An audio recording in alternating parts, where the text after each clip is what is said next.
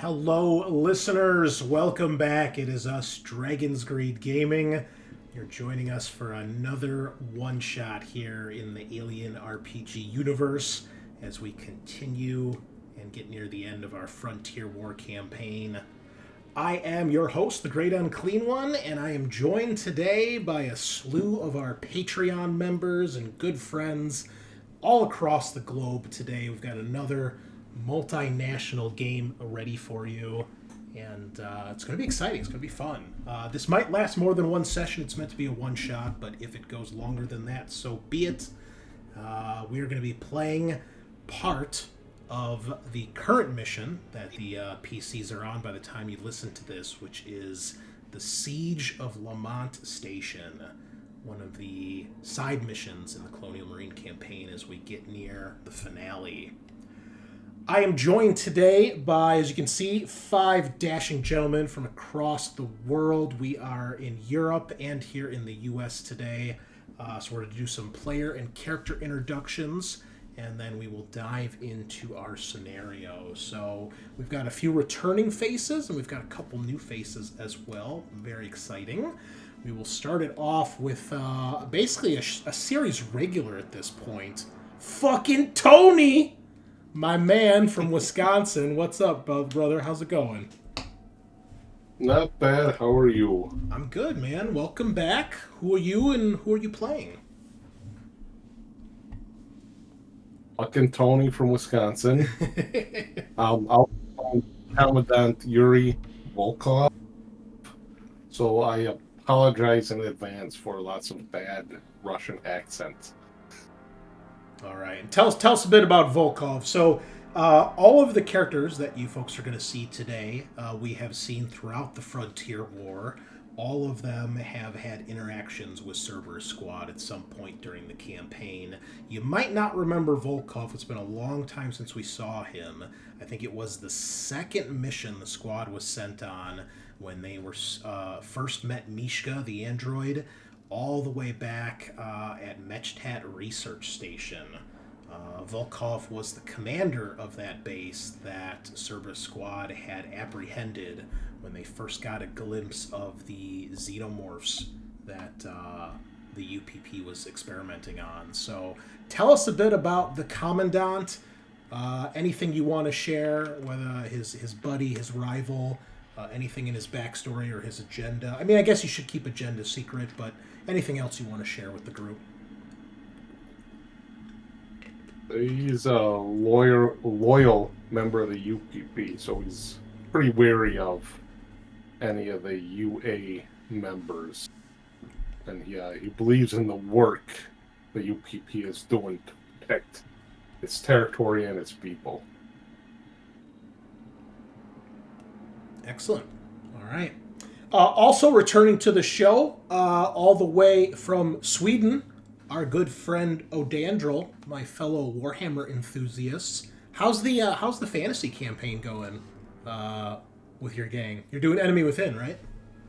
I'm doing multiple campaigns. I'm starting a new one on Monday, which is Gallows Geist. Might be something that you are familiar with. Yeah. And I have actually 2 Enemy Within campaigns going on. One is put on ice because we can't simply find dates to play on. And the other one is a monthly play that I do for paid members. So they have just found a demon inside a sewer, without spoiling too much. Oh yeah, I know where they're at. So that's good campaigns. Cool. And I'm Odandrol. I play a lot of Warhammer and Alien role-playing games,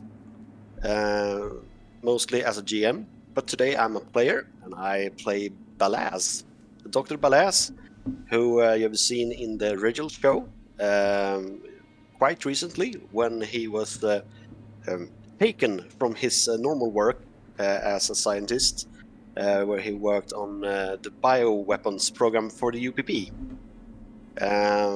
and he is a bit concerned that the UA is a bit ahead of them. But now he's behind bars, so he can't really do much about it. Yes, Dr. Balazs has returned after being apprehended in the last mission. Well, I guess 2 missions ago at this point. But the head of the UPP's bioweapons program himself is here, so it should be exciting. Awesome. Also, another returning face was also on one of our one-shots here for the Frontier War. Nox. Nox, you're in Sweden as well, correct?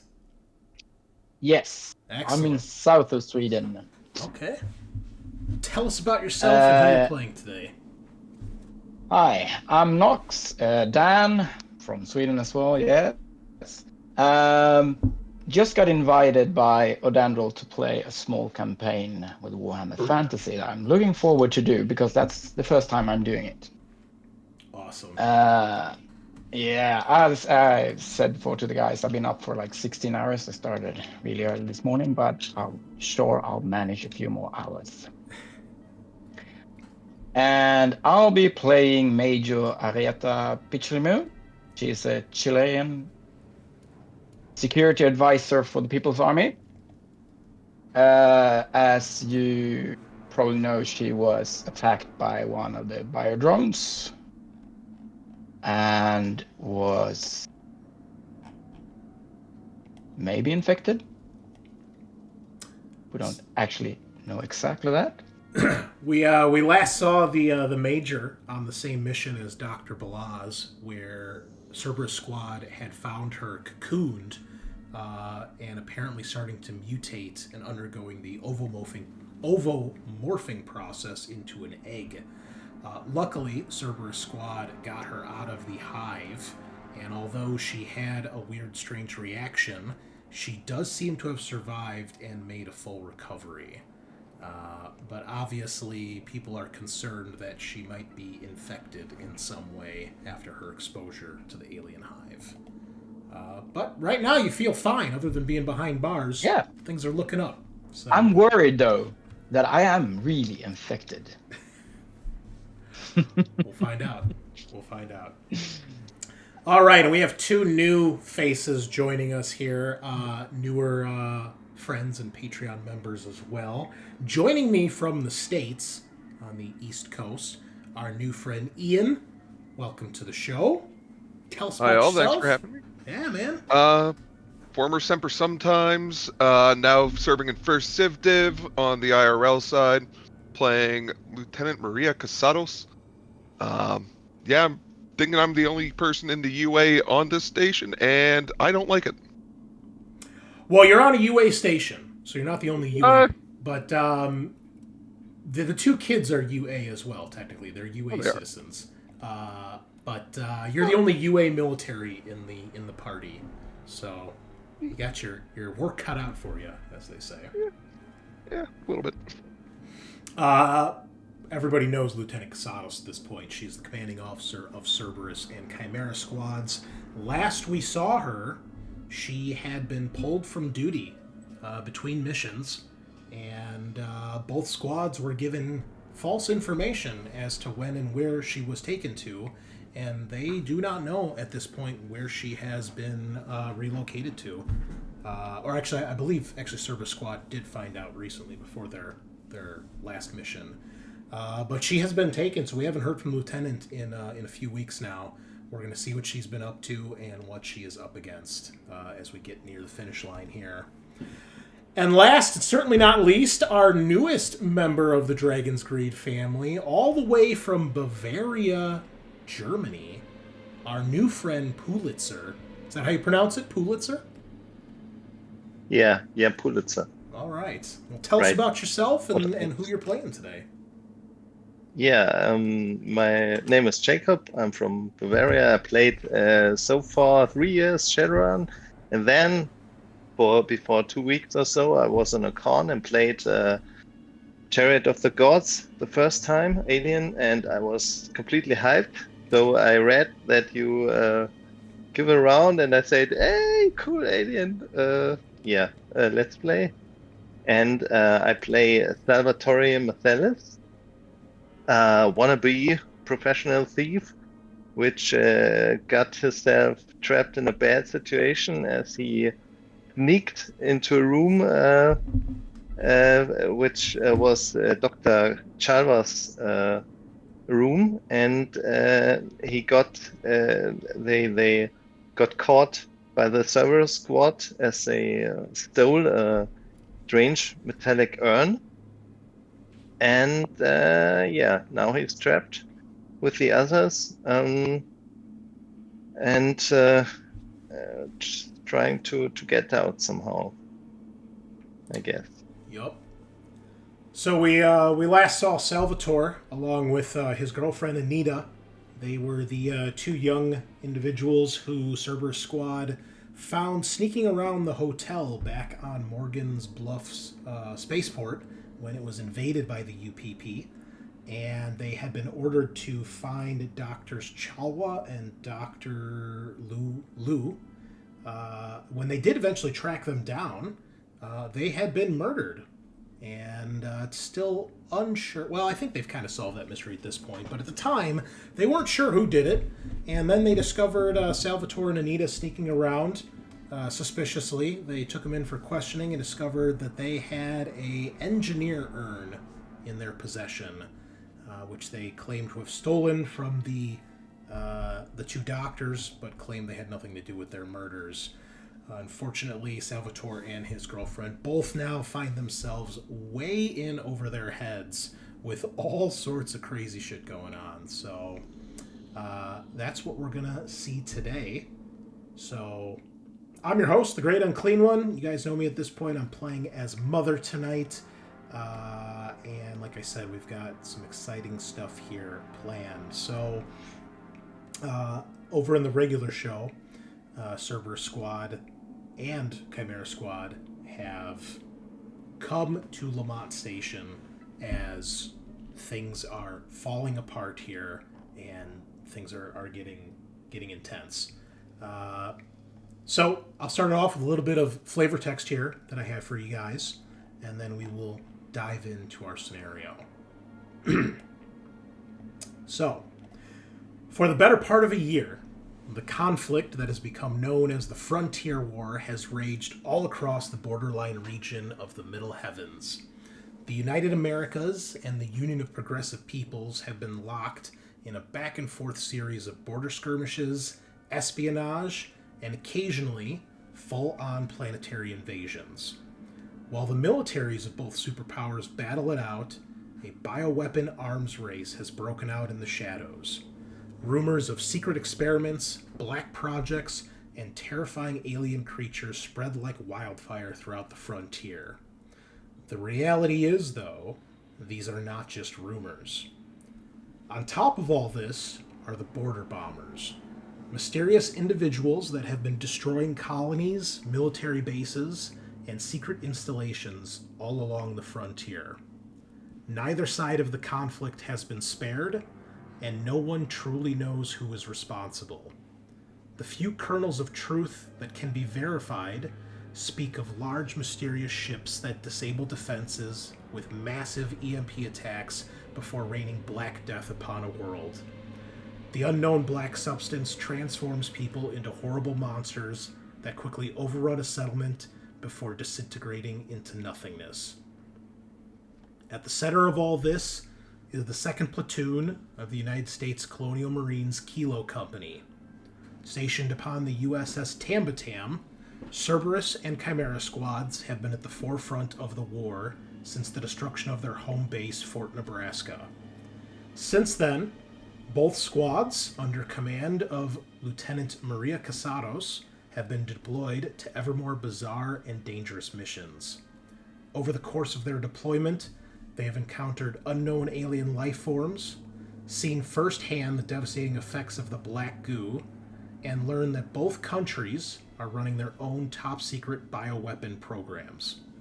It seems that both the UA and the UPP are researching these aliens and the black goo in hopes of controlling or weaponizing them to gain an edge over their enemies. To make matters worse, it seems that the UA's program, now known as Project Life Force, is completely unsanctioned and being run by a rogue element of the military. And so, that leads us here to Lamont Station Prime, HQ for all UA operations within the borderline region. Lieutenant Casados, just a few short weeks ago, you found yourself pulled out from the Tambatam and reassigned to the station.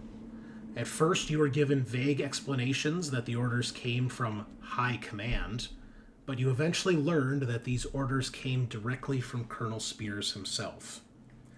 You and Cerberus Squad were beginning to suspect Spears, and possibly even General Vaughn, that are behind all of this. The timing of your transfer only adds to your suspicion that something terrible might be at play. Everyone else, you've all had run-ins with Cerberus Squad at some point over the last few months. These encounters ultimately led you to being apprehended and brought to the Tambatam. Dr. Balazs, as head of the UPP's bioweapon division, dubbed the Dark Star program, it is no surprise that you were taken into custody by the Colonial Marines. Commandant Volkov and Major Pichilemu, you were both acting as commanding officers of Mechtat Research Station and Orangan Testing Facility, respectively.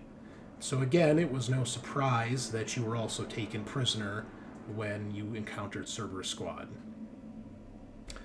We also have, she's currently an NPC, but if someone dies, she might be taking center stage. Hua Min, alongside Dr. Balazs and a few other survivors at Orangan Testing Facility. She was subsequently evacuated from the base, but has since also been kept under UA custody and moved to Lamont Station. And finally, we have the young couple, Anita and Salvatore, caught by Cerberus Squad after you had stolen what turned out to be an engineer urn from two Project Life Force scientists that the squad was ordered to evacuate from Morgan's Bluff spaceport. Unfortunately, they were both murdered, and you were taken into custody as potential suspects. Now, all of you have been transferred to Lamont Station Prime, but for what purpose remains to be seen. So that is where we begin. To all of you other than Lieutenant Casados, all that you know is that Lamont Station is a massive orbital station. It's obvious that it has something to do with the UA military. And I'll give you guys a picture here to show you exactly what it looks like from orbit here. How do I share this?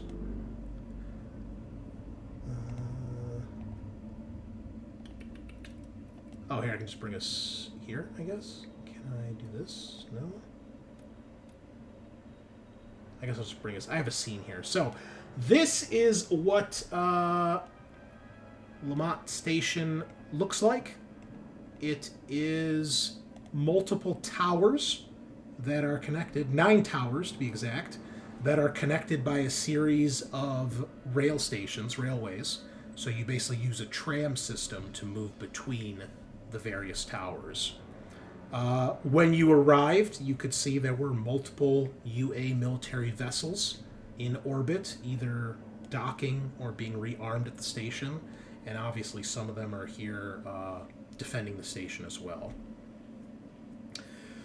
Lieutenant Casados, you know that Lamont Station Prime is HQ for all of the UA's military operations here in this quadrant of space.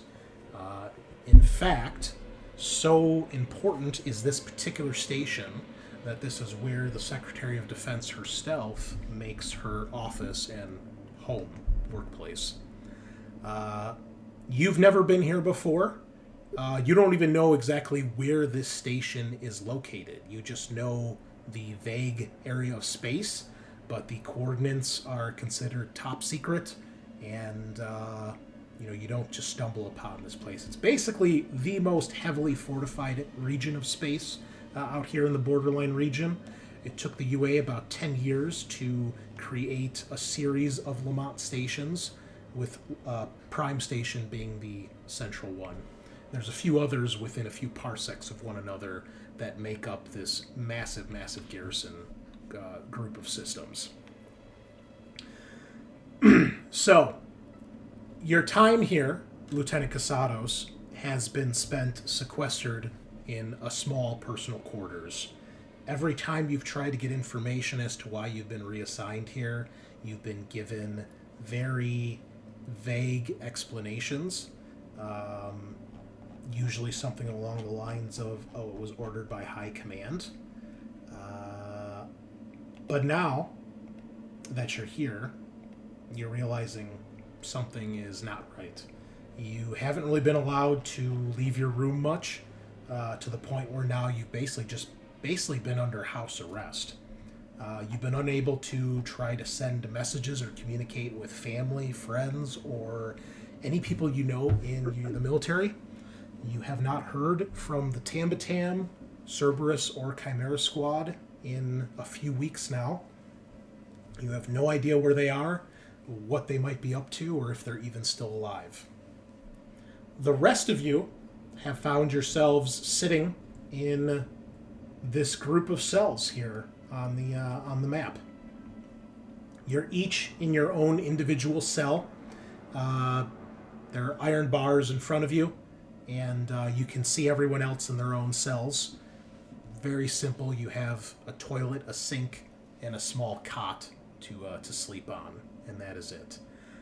There's a single guard kind of at the edge of the room that usually gets rotated out every couple hours. And you guys have been brought food a couple times a day. But other than that, you all feel you're here for various reasons. Some of you think that, Volkov, you feel that you're probably going to be executed after what you've experienced. Pichilemu, you feel like after your exposure to the hive, it's only a matter of time before you find yourself under the microscope of Dr. Babic. Salvatore and Anita are probably just terrified, wondering what the hell they're doing here with all these high-ranking military people on this, unknown, unmarked military installation. But it is a worrying time for all of you. And I realize I need my notes here really quick, because I don't have them.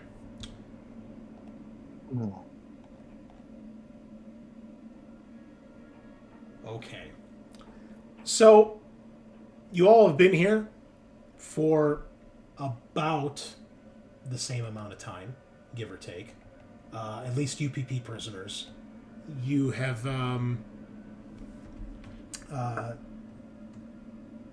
you were all transferred at about the same time, and basically we're all brought in on the same ship. Casados, you are not aware of those prisoners yet. You just know that they were eventually transferred from the Tambatam as they were captured and apprehended, and you were not told nor given privy to where they were taken. You assumed probably to a military prison or somewhere that command wanted to have them interrogated, or perhaps imprisoned in a more secure location. Yeah. All of you, including Casados, about 2 days ago, started hearing strange sounds echoing throughout the station. To all of you, it sounded like muffled shouts or screams echoing through the vents. You don't really have any way to investigate this, but it's just one of those things that you've kind of heard in the distance, and you're like, that seems weird. But it's a big space station, it makes a lot of weird noises, so, well, whatever. Over the next 48 hours, particularly for you, Casados, you have noticed there seems to be more and more activity on the station. And then things started to get eerily quiet. You've noticed it seems like there's less people on the station.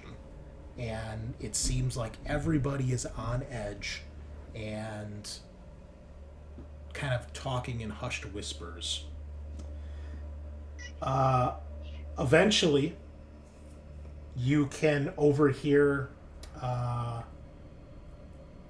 some commotion outside. You've been stationed in this room that you're in is the barracks, okay? And this map is not to scale, guys. It's a huge map, so if you zoom in and zoom out, you'll see it's a pretty massive map.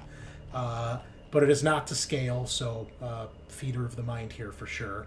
So Casados, the room you are in is in the barracks. You know, you saw that. You weren't blindfolded or anything when you were brought here. You came in on a military dropship to the central. You know that you're in the central tower of the station, and you came through a military dock. You were escorted through what looked like a command center of some sort, and then you were brought here to where you're in the barracks. You know that it looks, by the size of it, could probably fit about a full platoon or two, and you've seen officers moving about, but you've mostly been confined to your personal quarters. Eventually, you start to hear all sorts of commotion outside. You can hear an officer clearly issuing orders to whatever Marines may be here, and eventually you can hear the sounds of them gearing up and moving out. Got it. Can I walk over to the door? Is there any way for me to speak with anybody out there? Yeah, so it is an electronic door, but it's not like super thick. It's not a bulkhead or anything. You can usually knock or shout, and someone on the other side might be able to hear you. It might be a bit muffled, but you've had conversations between it before, sure. If I look through the window, is there anybody outside? No, there is not. You're basically looking All at an empty hallway. Is there any signs of a fight, struggle, anything like that, or am I just on my own, from what I can tell? Give me an observation roll, please. You got it. Alright. So nothing there. It's eerily quiet. Or if there is any noise, you can't hear it because of the door. Got it. Is there anything that I could potentially make an improvised weapon with, like a sock and some batteries?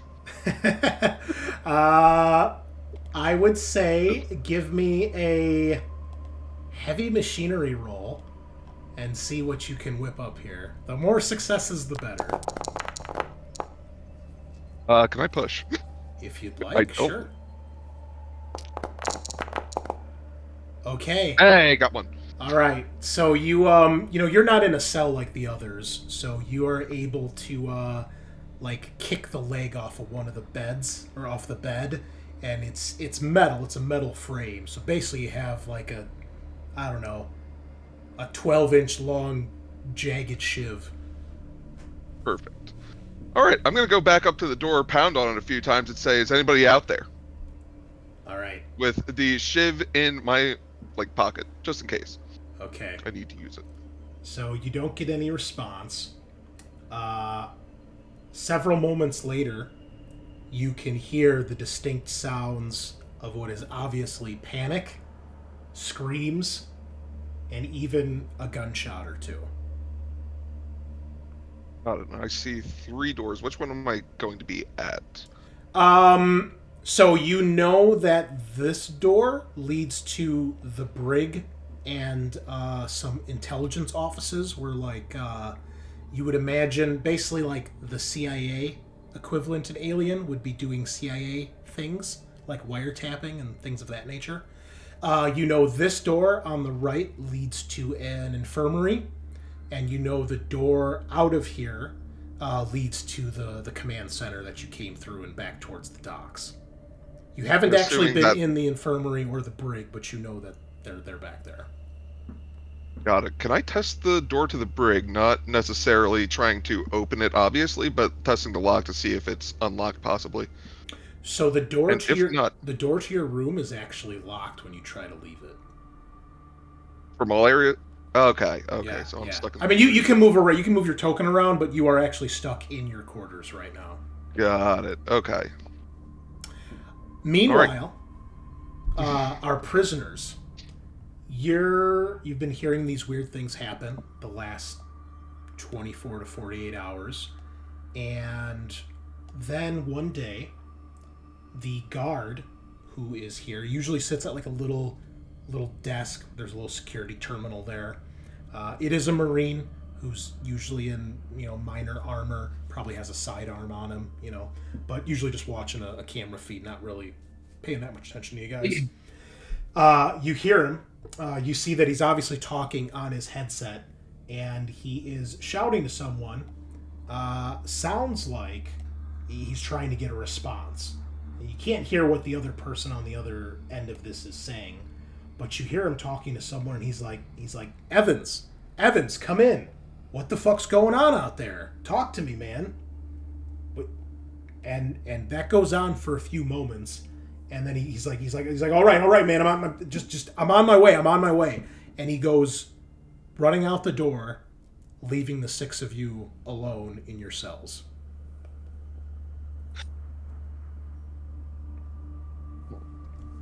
Ugh.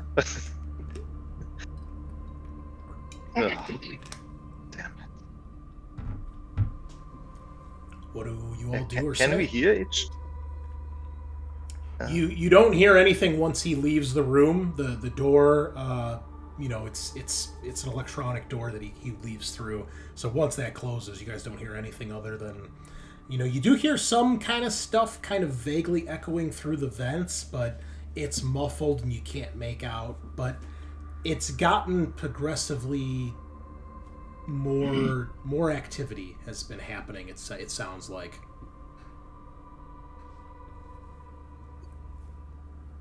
Are the doors mechanic doors or electronic? They are electronic. You know that the guard has like a key card that he swipes and it beeps and then opens up.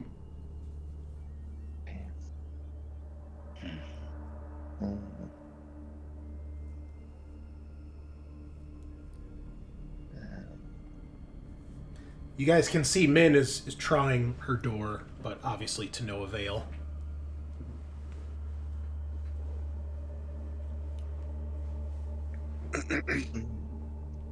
Yeah, I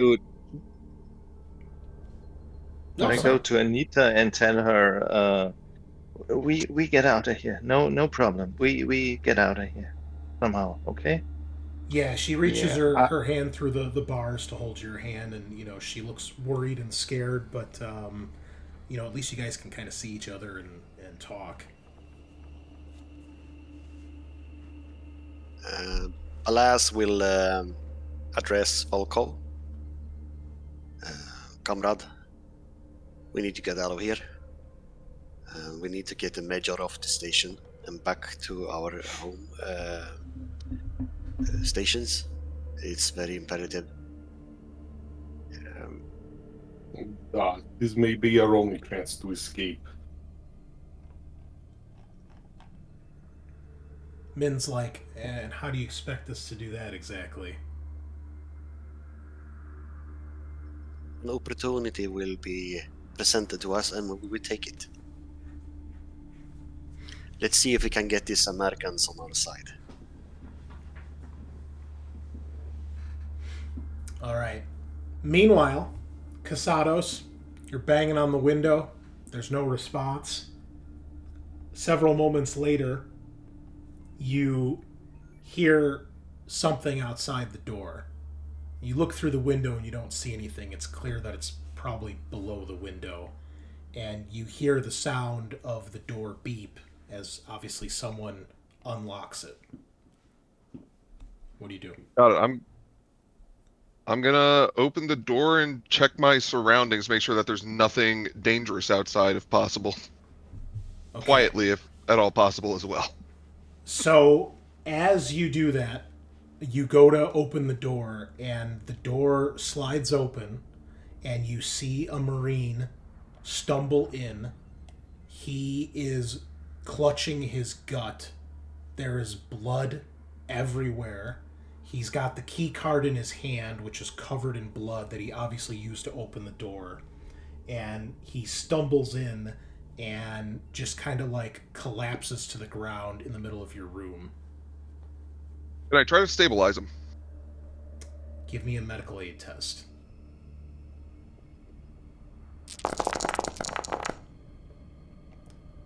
So you put your hands over the wound to try to stop the bleeding, and he coughs. Blood gets like on your chin, and he just kind of through bloody lips, he just kind of gasps, "I couldn't leave you to die. You gotta get out." And he passes away right there in your arms. Pool of blood. Does he have any weapons on him? He does. He has a service pistol. I'm taking that and any ammunition he has, and gonna check on the outside of the door along with the key card. Should mention. All right. Might have some access. Okay, I'm gonna. If you go to the gear tab, which is the little suitcase, or the items tab at the top right. Yes. Then go to gear, weapons, ranged, pistol, and you can drag the service pistol onto your character sheet, and then it should show up. I've got an inventory, and how many mags would it have? It's just one reload. Just one mag. Perfect. All right, I'm going to go into the hallway and try to figure out if anything is out there that is going to try to kill me, and then try to see if I can find a way to the rest of the prisoners. Okay, so you start moving your way through the barracks. You're going past empty cots. There's a couple offices here, various hallways, and as you're making your way around, it is eerily quiet, but it looks like this place has been kind of trashed in the sense that people obviously left in a hurry. You can see beds that are half made. You can see personal effects scattered about some of the bunks, where some of the Marines would have like a little living space, various personal effects on desks and things like that. Meals half eaten. Something went down. But it doesn't sound like there's another soul in the barracks right now other than yourself. Got it. I'm going to head towards the brig then, assuming that's where the other prisoners are. Okay. Try the key card. So you make your way in, and as you do, everybody feels a rumble kind of reverberate through the station. And the lights flicker off for a moment. You guys are just plunged in darkness. And after a couple seconds, the lights flicker, and they appear to come back on.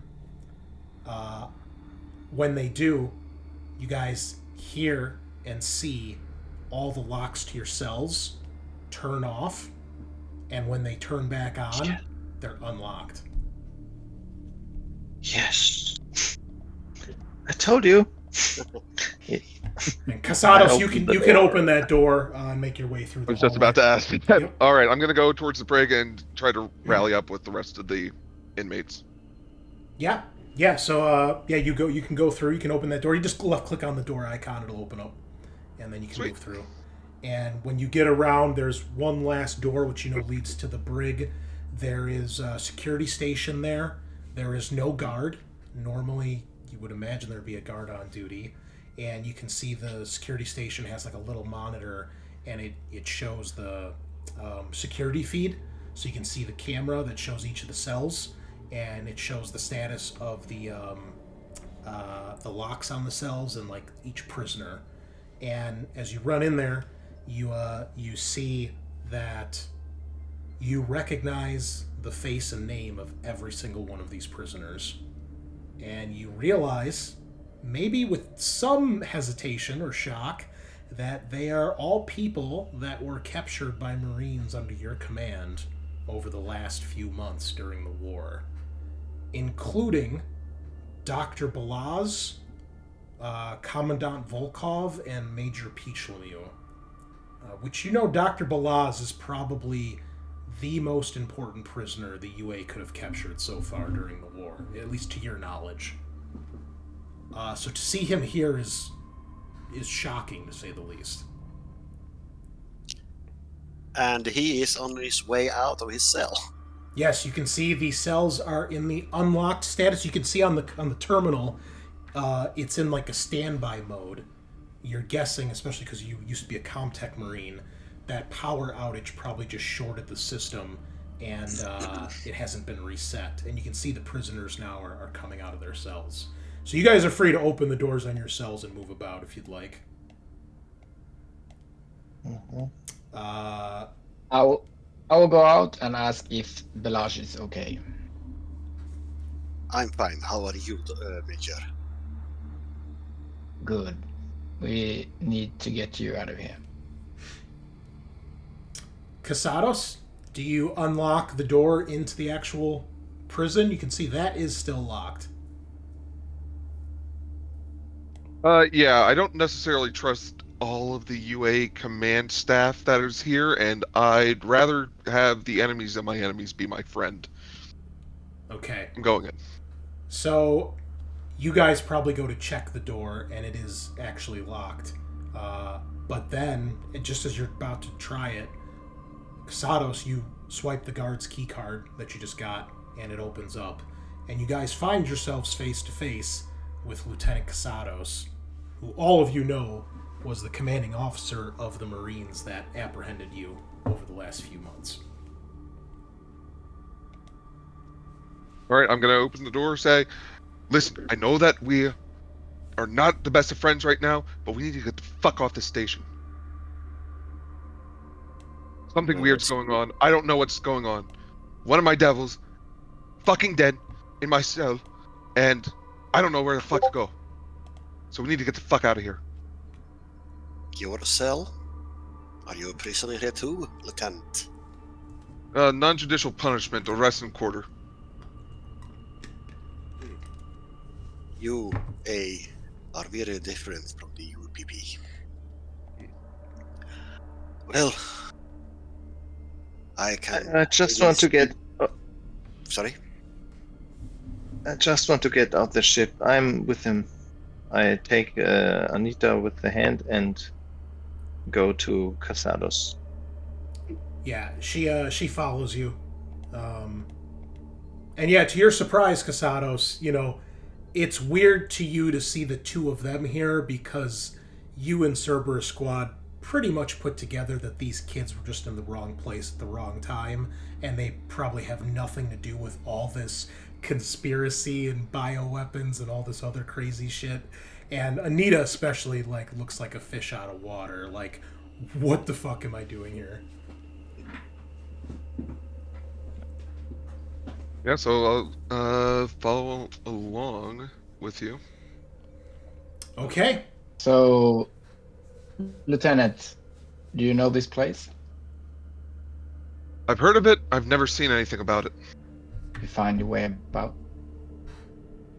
There's labels. I can tell where certain things are. It's not too different, but it's different enough.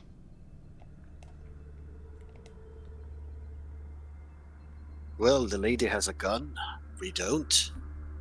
So, lead on. All right. Does anybody have any idea of where they took you to get you into the brig? Any No, clue? all of them would have been blindfolded, or otherwise wouldn't have seen where they were brought when they were brought aboard the station.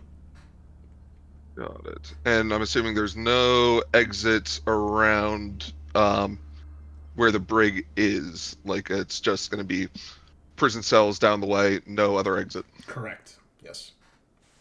All right. Well, if you're willing to trust me, follow along. I'll lead the way. I have a gun. All right. So you guys make your way down the hall into an area that is a barracks, and you can see that it is in disarray. Clearly, people have left in a hurry. Again, it's kind of some winding hallways and then some other separate rooms. But there are ultimately two other exits out of here.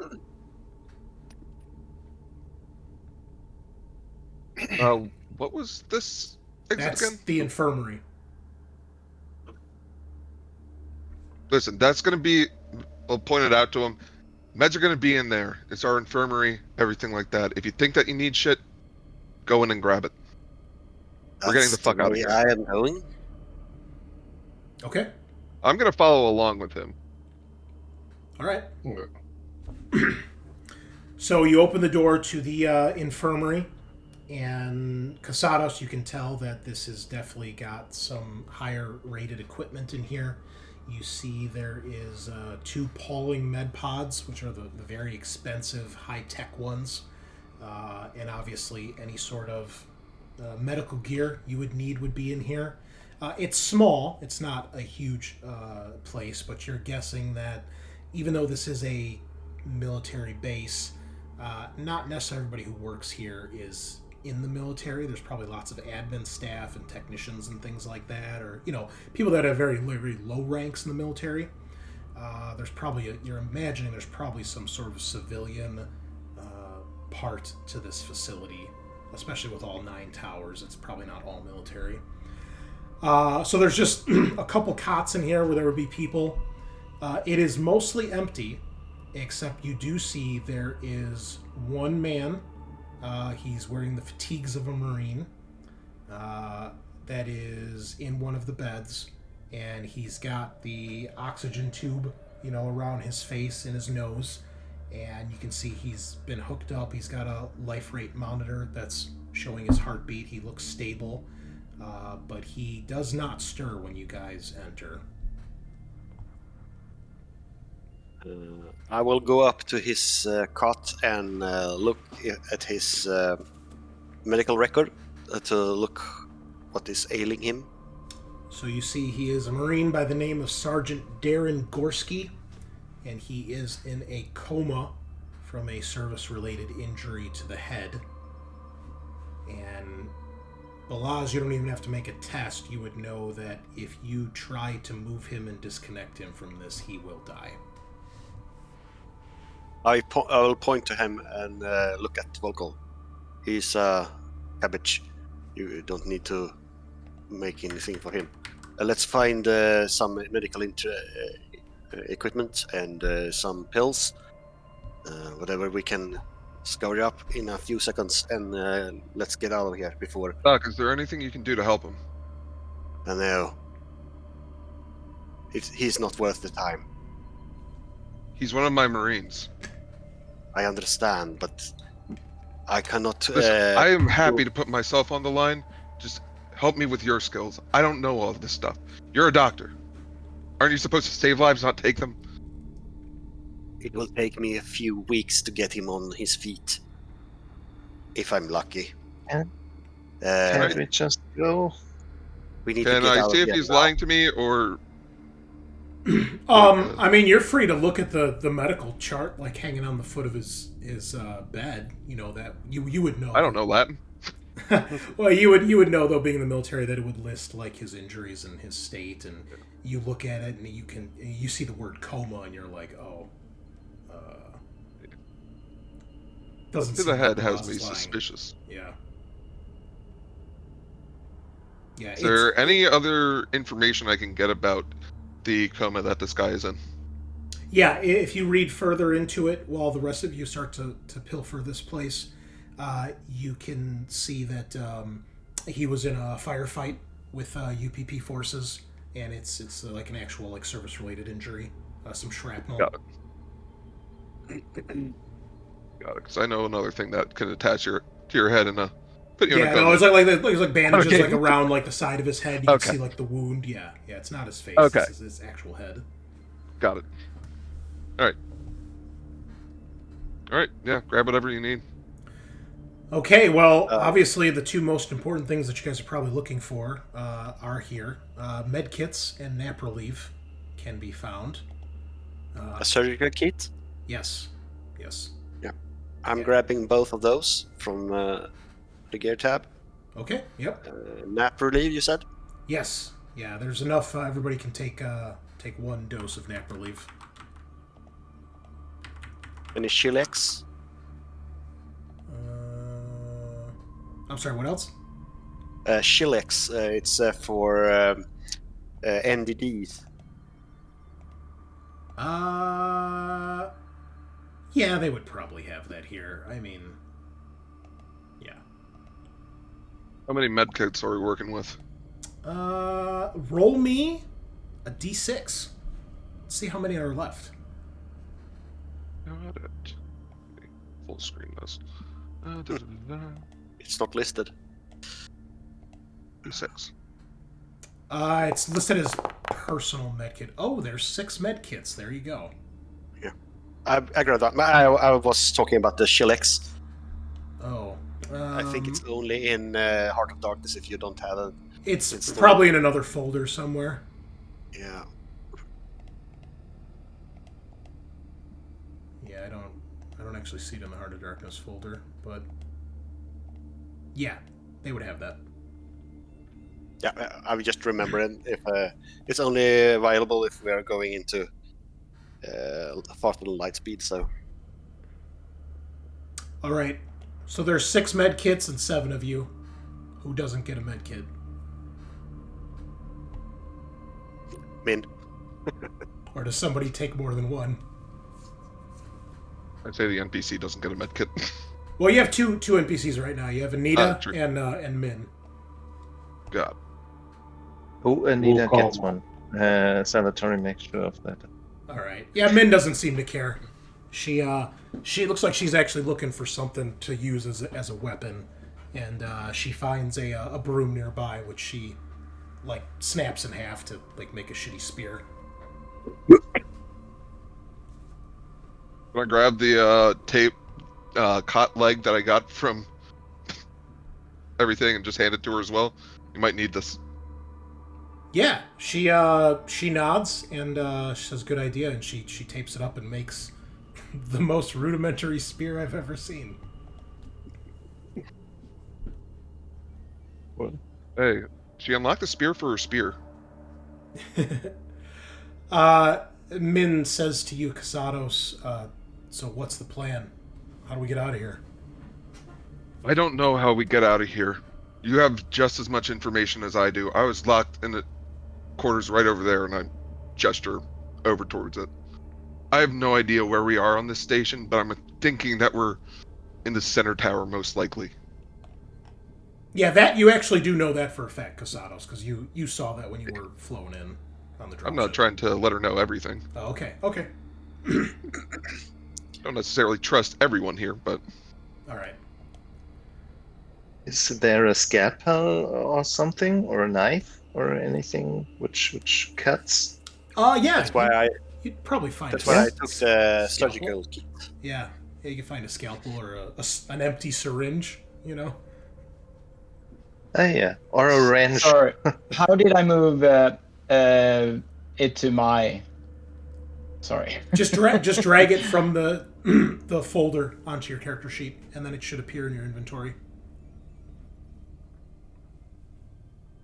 I am sorry, and I'm going to move because my boy is going to sleep, so I just be out for a few seconds. Okay, no worries. All right, so you guys get what you can in the infirmary. What do you do next? Can I check the barracks for anything that could be used as a weapon or any weapons that got left behind? You can. Please give me an observation roll, please. What would I roll? Would that just be wits or? It's a skill. Go to your skills, and then it's one of the skills. Okay. Even if you don't have any skill points in it, then you can still make a skill check in this game. No. No, I got nothing in observation. He's not too bright. It's all right. You can still make the test though. So it'll just roll your wits then. You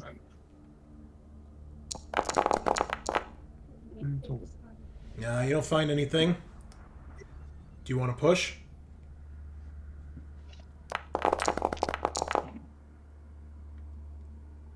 What the hell? No, it's rolling there, Tony. Oh, Okay, did it oh, add no. Sorry, I stress? did not see anything. It just rolled them all at once. Oh, okay. Do you want to push that? There it goes.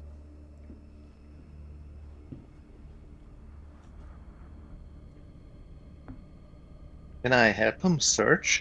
You can make a roll as well. Anybody who wants to. It's a huge Yeah, I box. was going to say it. Yeah, Yeah. everybody can make an observation roll if you'd like. Specifically looking for a rifle. Oh, In a bed bay? and the barracks. Yeah, in the barracks. Okay, right. Okay, Casados, you don't find a rifle, but you do find tucked under one of the mattresses. Marine had like a hidden combat knife. So I'm definitely taking that. you can snag that knife. Does it have a bipod? No.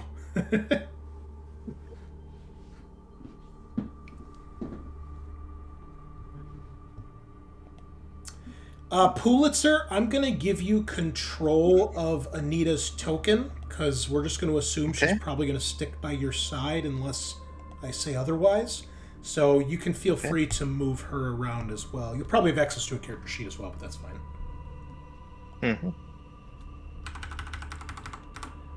Min would definitely take a look around and see if she can find anything here. You can tell she's trying to be active about this. She doesn't find anything.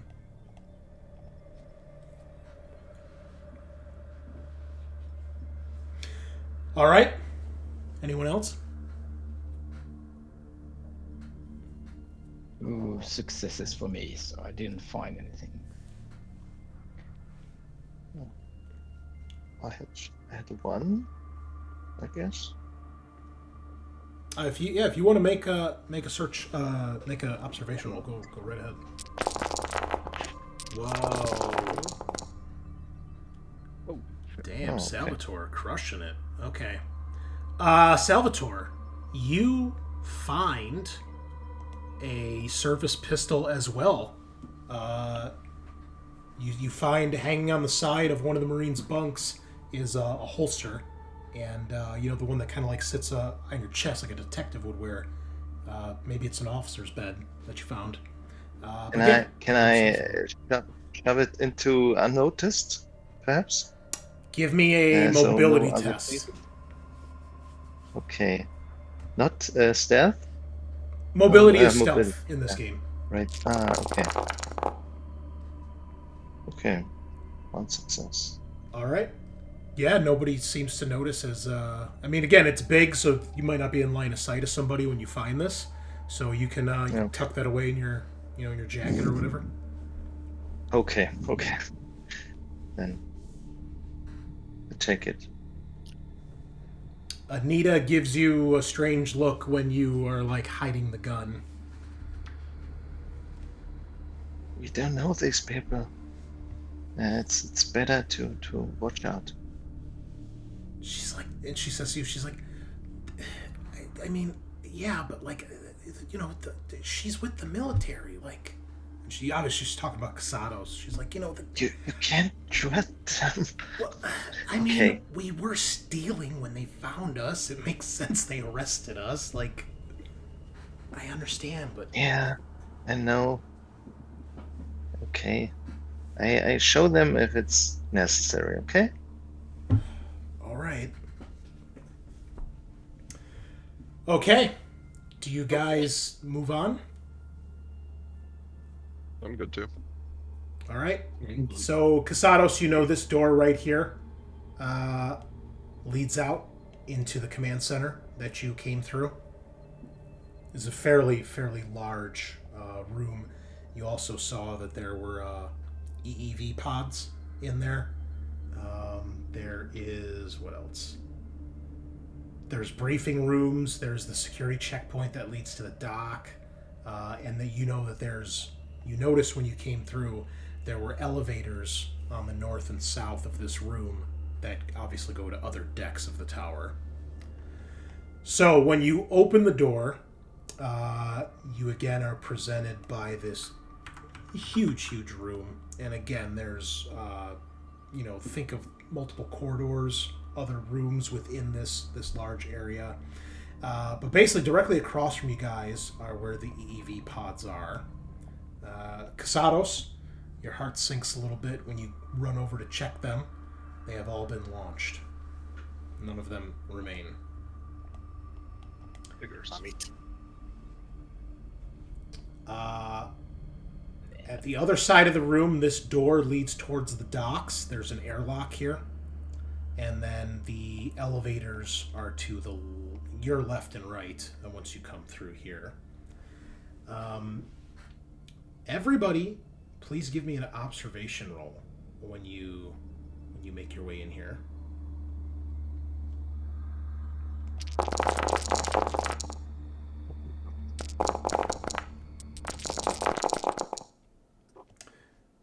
All right. For those of you who pass... Sorry, that's okay. Compressed too much. That's okay. No, it does that sometimes. All right. Okay. So we'll say Major made it. Major and the Commandant. Okay. So Volkov, you're actually the first one to notice as you walk past the where the EEV pods are. You hear a noise and you look and you see, walking on all fours, kind of stalking between some of these desks in the command center, you see a creature that at first you don't recognize, but what you see is like its tail kind of, because when it's down on all fours you can't see the creature, but you see its tail, and then it goes past an opening where you see an alien creature walking on all fours. Actually, you would know what this is to some degree. It is got kind of a red-colored hue to its carapace, and it looks similar to the alien that you know as Xenomorph 121, but it looks like a variant of it, something that you don't quite recognize. Pichilemu, you see this thing, and your heart drops because it is the exact type of alien that had captured you back on the testing facility and had cocooned you. It is what is known as a biodrone. It is the UA's experiment version of Xenomorph 121. Not quite as big or strong, but just as fast and aggressive. And what you understand is that the UA unleashed these things on planet KOI dash whatever 751.2, whatever the fuck that planet was, and it overran the colony near the testing facility, and a nuke went off, which you have learned was actually the doctor set off the nuke to try to contain the spread of the aliens, and some of them escaped, and they actually made it to the testing facility, and pretty much killed everybody aside from a handful of people. And I have an image here to share with you guys. As soon as I find it, here we go. Its tail's not quite as long as in the picture. It has a shorter tail, but otherwise it looks more or less like this thing.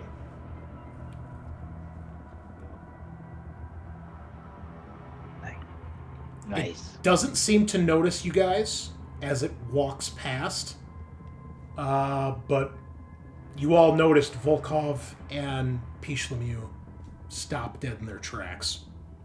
And then eventually you all probably notice it as it walks by.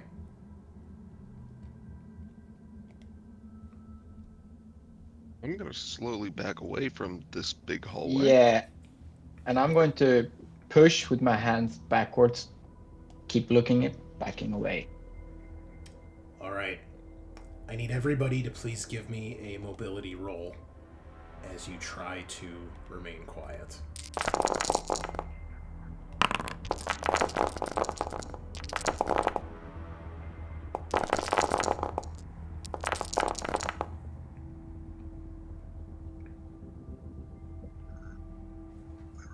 All right. How'd we do? 2 successes. 1 success. One success. 0. I think. Anybody who I would has like to- more than one, you have stunts. So again, if you roll more than one success, typically you only need one. This is an opposed test, so it might be better to keep your successes. But if you have more than can one... I push this? Yes, you can, yeah. If you have more than one success, you can use your extra ones as stunts. Yeah, I'm gonna push that. No. There we go. Okay. Looks like everybody has at least one success here, which is good. So you all back off as this thing kind of stalks, between some of the desks, some of the command stations. And it lets out a bit of a hiss, and you can tell it's kind of searching. It's clearly stalking. And as you guys are backing up, somebody backs up into like a little garbage can and makes a noise. And you hear it kind of snort, and you can tell it's probably sniffing, although it doesn't really have a nose, but that's what it seems like it's doing. And it starts making its way in your guys' direction. All of you obviously try to find a place to hide.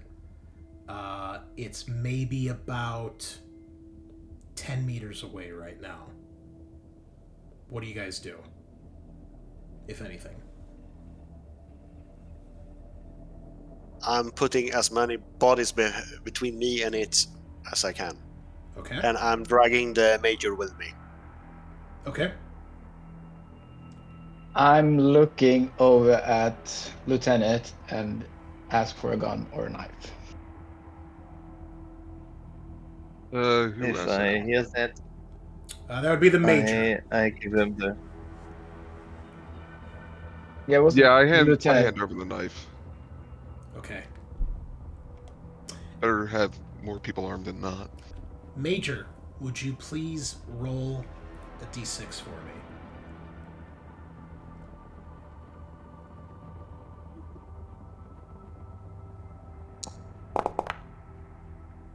Okay. 6. So the creature is creeping in your guys' direction, and you can't see it from where you're at, where you're hiding, but you can hear it getting closer. And then it stops moving. It's deathly quiet. You can hear a pin drop. And Pichilemu, you're like down like behind one of these command consoles, and the thing crawls over the edge, and you can see you're like under the desk. You see its claws in front of you.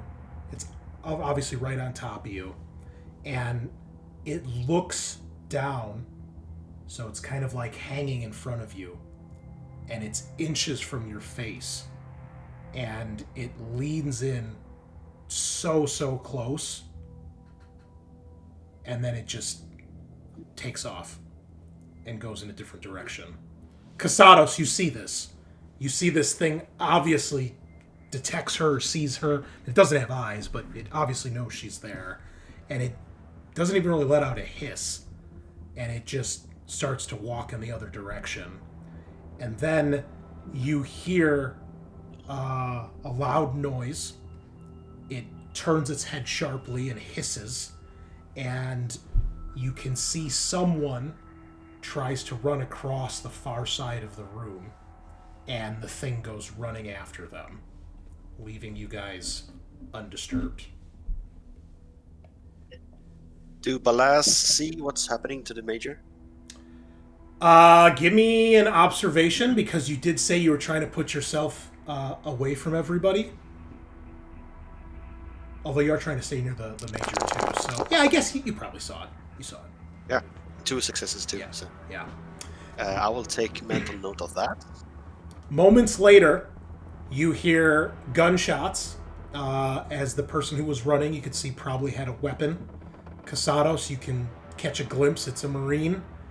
The biodrone tackles them to the ground. You hear the gunshots stop, and then you see the creature takes off, dragging the Marine, who might be unconscious or momentarily stunned, away, and it disappears in a ventilation shaft with the Marine. And it's Got all, it. Would I have- all happens in like the matter of like 10 seconds. Would I have any idea of like what direction it looked like it was taking the Marine?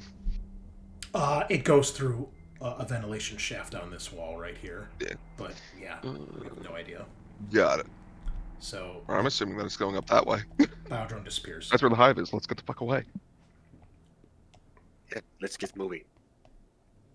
What are First, these though, things? Major, what the fuck was that?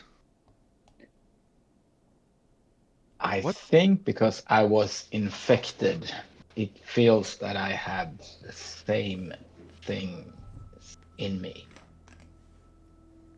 You were infected. What? Infected with what? Yeah, Can we take you the- know this, take the Casados. Oh, I do know this. Yeah, Okay. she was part of. She was being Okay. turned into the thing, and Min was Got there it. as well. She was during that mission, and she looks at you, Dr. Balazs, like for an explanation. Like I said, can we take these questions later? Let's get out of here first, so we can survive. This is pretty important, Doctor. We need to have some idea of what it could be happening with her. Not saying I don't trust her, but I I need also to know. need to know that, sir. But I will really, really, really need to get away from here so I can run some tests and find out. No Scientist good with all your of tests. me. Do you have guessing. any idea? Any clues? I have lots mean, of ideas. She can have been genetically changed by her infection while she was cocooned inside the hive. She had some toxins in her body, in her systems, that have changed her biology, but it's all speculations.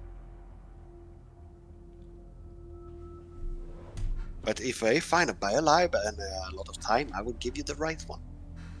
Right now, we need to get out of here, or we will all die before that monster comes back. And one more suggestion. If we find one more, keep it at distance. We don't want to fight it up close. Trust me. why don't we want to fight it up close? Because Explain for the it's room. acid. And we are on a space What? station. Yeah, you know that too. It has acid for blood. Oh, I know that. I'm saying explain for the room so that way everybody knows that. Just to get an idea. Oh my god. I'll turn to the lieutenant and say, if I feel any changes, I will cut my throat. Got it. All right. Min's like, yeah, I'm all happy about the explanation, but yeah, maybe we should get out of here. All right, let's keep moving. Get maybe some more weapons. Maybe the Marine dropped a Cerberus pistol. Weapons in front, maybe? All right, yeah, Min All doesn't. right, it's going seem to be have the a Major problem. and myself. She's got Yeah. her spear. She doesn't seem to, be too scared to be open. For I will go up where the Marine was knocked. See if he dropped his gun. Yes, they had an assault rifle. Sweet. I'm sorry, the pulse ask- rifle. I'll ask the lieutenant if we can change guns because I like pistols more. Sure. I like rifles more. Yeah, so it's the M4A1 pulse rifle. And I was the service revolver. Yeah, it's a service pistol, M4A2 or something. Yep. How do I delete stuff from my inventory? On the very far right, there's a little pencil icon. Yes. If you right-click that, it'll bring up a drop-down, and there's a delete option. Okay. Let me... There's just the one clip in the gun, so it doesn't have any reloads. Yeah, it's a 0. It's going to say on reload, right? Yeah, yeah. Yep. 'Forty-one.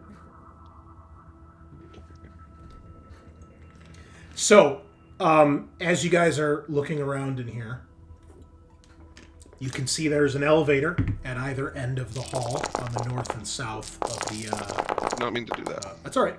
On the north and south here, these doors here are the elevators, and then the door to the east is the airlock door that leads to the dock or hangar, I guess. Maybe we check the hangar for spaceship, yes? Sounds good. Yeah. All right. You guys are free to open that door. It leads into the, it just leads into a hallway, and then the door beyond that is what leads into the airlock for the, that separates everything from the actual hangar itself. So this is like a fairly big, heavy door. Oops, sorry, I'm moving the wrong tokens, my bad. Yeah, power still seems to be fluctuating, but working for the most part. Sorry if I missed it, but down the corridor, what? Those doors are both elevators. Thanks. The one to the south says that it goes to deck C, as in cat, and the one to the north says just says deck A. So we maybe be on deck B then? And you can also tell the southern elevator is more of like an actual elevator, whereas the one on the north is more like a cargo lift. It's much larger.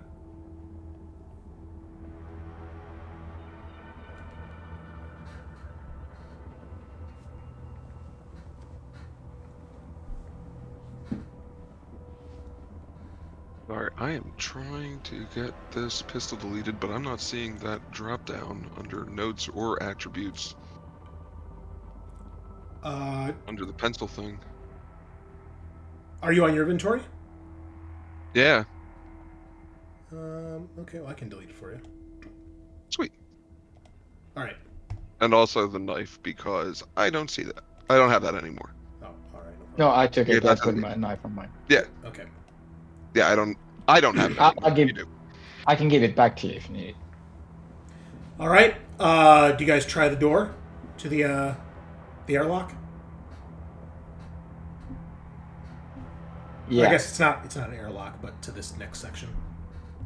Yeah, I'll try the door. Okay. Yeah, it opens, no problem.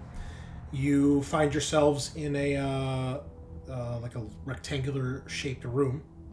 Feel free to open the door if you so wish. Basically, across from you guys, there is the door that leads into the actual hangar. You can tell that's a pressurized door that would have, the hangar would have to be locked and pressurized to open it. And then to your left and right, you see two doors as well. Near both of these doors, you see the remains of two colonial marines. Both of them are obviously deceased. They're pretty much a bloody mess. Looks like they were probably attacked by these creatures.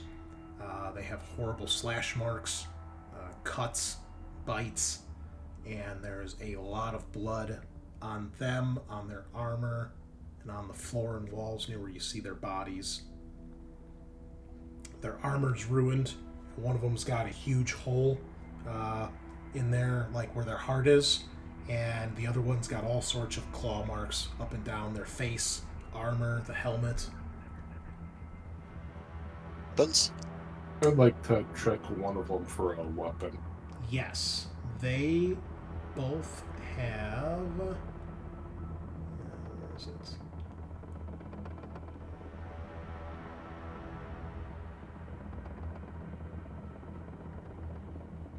They both have a pulse rifle with an extra reload on them.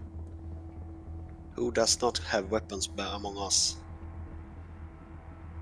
Anita does not have a weapon, and Min's just got the makeshift spear right now. I would reach the gun to Anita then, if she needs it. Which gun are you giving her? The pistol or the pulse rifle? The pistol. Okay, I was gonna say because she looks at the pulse rifle like, I don't know how to fucking use this thing. It's way too big. I would say we should not stay here. You also, Casados, well, most of you can, your characters can probably read English. You can see the door to the south is marked as armory, and the door to the north is marked as military communications tower. And then up ahead I'll is go down the and hangar. check the armory. It is locked. I'll check if there is a key card on any of the dead Marines. There is, but this key card does not work. When you try it, it doesn't open the armory door. Would keep I the key have card. Would I have any idea of what level of access the Marine that died in my room would have, just based on like what he was wearing, like if he was? Yeah, he's probably just got basic access. He was probably just like a mid-rank, like a corporal or something like that. And you would know that you would probably need either a higher ranking officer, or there's probably a quartermaster, or someone of quartermaster status would have access to the armory. Got it. Did Min get the other Armat pulse rifle? If you guys want to give it to her, unless one of you want to take it. Now I will prefer when the others shoot for me first, then I will get a weapon when I get the opportunity. Smart man. Is the armory door a powered door? Like, can I Yes. try to hack it? You certainly could try, but you know that this is going to be incredibly difficult because, well, one, it's an armory door, and two, you're on HQ, so you're guessing it's probably going to be even more advanced. But yes, you may try. It's going to I'd be say it's worth a shot. a Comtech roll at -5, and you're going to need 3 successes to unlock it. Oh, fun. Wait, am I even able to do that? No, I can't even do that. Never mind. Oh, well, with stress. Let's go.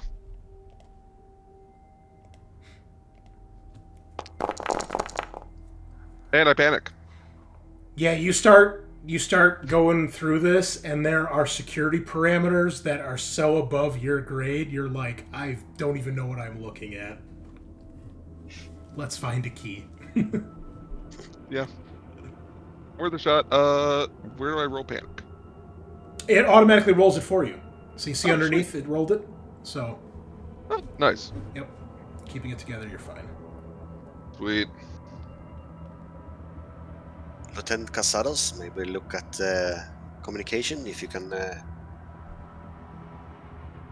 speak to your superiors. I can try. Don't know if they're going to be too inclined to listen. But yeah, well, try the door in the comms room. Yeah, the key card you have works. Unlocks Sweet. it. And there's a small hallway that leads around the corner to the actual comms room. Sweet. Is there a window into the comms room? No. Sweet. I will stay here around the corner and check the corridor for where we came from. I will stay with the Major. All right. Min is right up alongside you, Casados, with the gun. Doesn't look like she's necessarily knows how to handle a gun that size, but she's obviously trying, and you can tell that she's definitely doesn't seem too afraid. And she just gives you a nod as she's got the gun pointed at the door. All right, punch in the door and make Okay. Well, clear, I guess. So you open the door, you take a glance inside. There is a good-sized comms room, tons of high-tech equipment here. You see multiple command terminals, radio transmitters, and speakers and mics and things like that. It looks like this probably on a typical day has anywhere from at least half a dozen to a dozen technicians that would be working in here. You can tell that not only is this a comms tower, but it is probably also like air traffic control for anyone who comes in on the dock or on the hangar. Unfortunately, the inside is a scene of a bit of slaughter. There are only 2 people still in here, but both of them are deceased. One of them clearly having been slain by these aliens. You see that there is a massive cut across their throat and just blood all down the front of their technician's uniform. You see the other Marine, or technician, I guess, that's there. Probably an officer, you'd guess. You finally see their rank on them, like a sergeant. But you see that this one is holding a pistol, and it is clear that they shot themselves. Got it. You can see that the equipment in here seems to still be working. You see plenty of lights still blinking, or some that are on permanently. And you can hear a couple transmissions coming through. Most of them are staticky, but there are a few that you can hear that are obviously people amongst the station, and it does not sound good.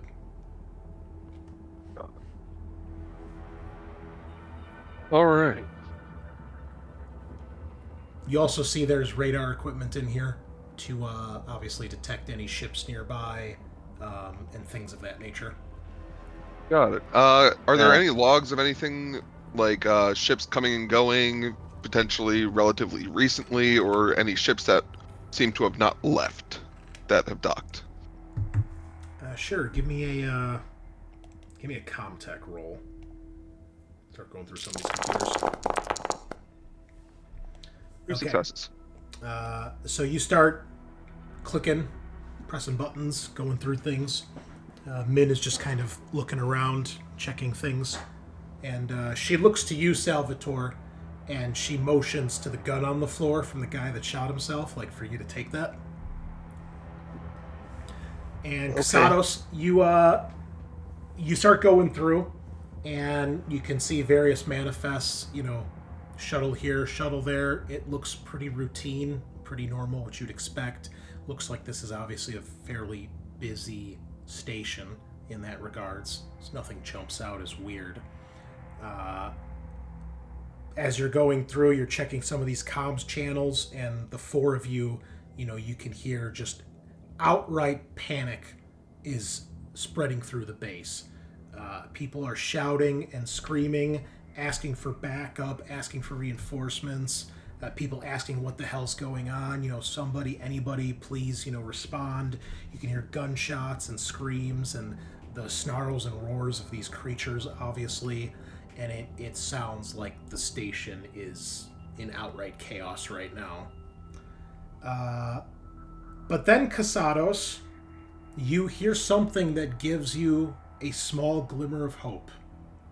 You hear a transmission that says, Lamont Station, come in. Lamont Station, this is Staff Sergeant Zimborski of the USS Tambatam. Do you read? I slam the button down to respond. Zimborski, goddamn am I happy to hear your voice. We're on the station. This is Casados. Lieutenant? Oh, shit.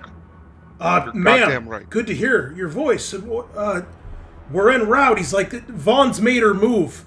She's attacked the station. What? General Vaughn is trying to take over. This is all her, LT. Jesus fucking Christ. Okay. We need you here ASAP. We need all of the men getting onto the station. There's I've got two bio drops. drones all over the place. I've got we need out. I've got two drop ships inbound. Cerberus squad and Chimera squad are on their way. Cerberus squad's moving to secure Secretary De La Cruz. Chimera squad is we got other problems too, LT. And at that point, you can see on the radar the signature of another ship, and you recognize that it is not a UA ship. And when you zoom in or check its transponder or whatever, you can see that there is a UPP class destroyer moving in towards the station. Is there any way to try to obfuscate that from the others? Make it look like a UA ship, potentially. Maybe. You're not a flight control specialist, but you are a comtech specialist, so potentially. Luckily, all the UPP military people are not in the room with you right now. It's just two kids and a technician who probably don't know what the fuck they're looking at. But yes, give me a comtech at -3. Got it.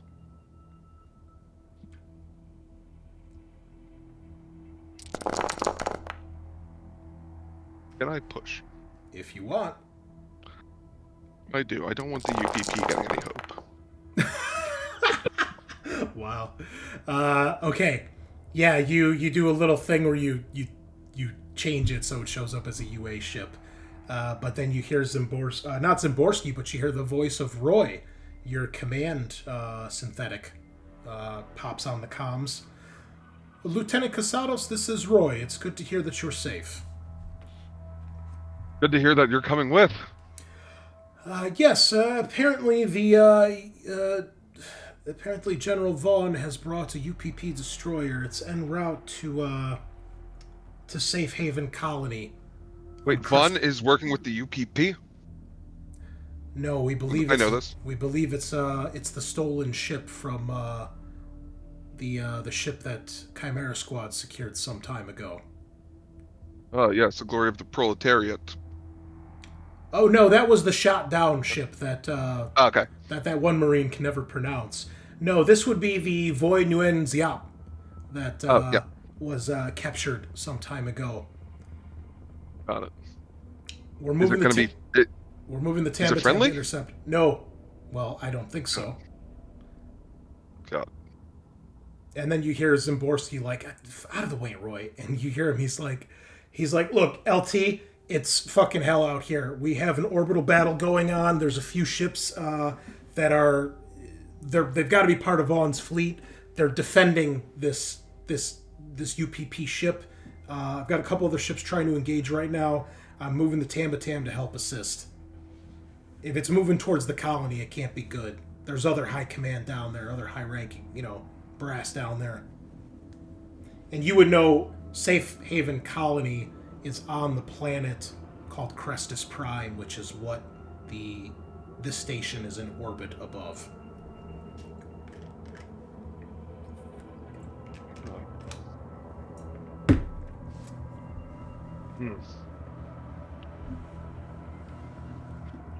You sure how to proceed here? So, can I tell if a ship's going down to the planet? It's on a trajectory towards the planet. It looks like towards the colony, you would assume. That's the only thing on the planet that you're aware of. Can I try to give it bad information to go to the planet?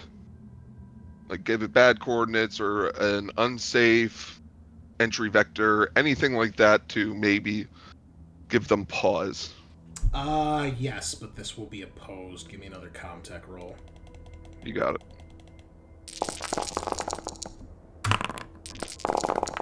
I'm gonna push. Alright.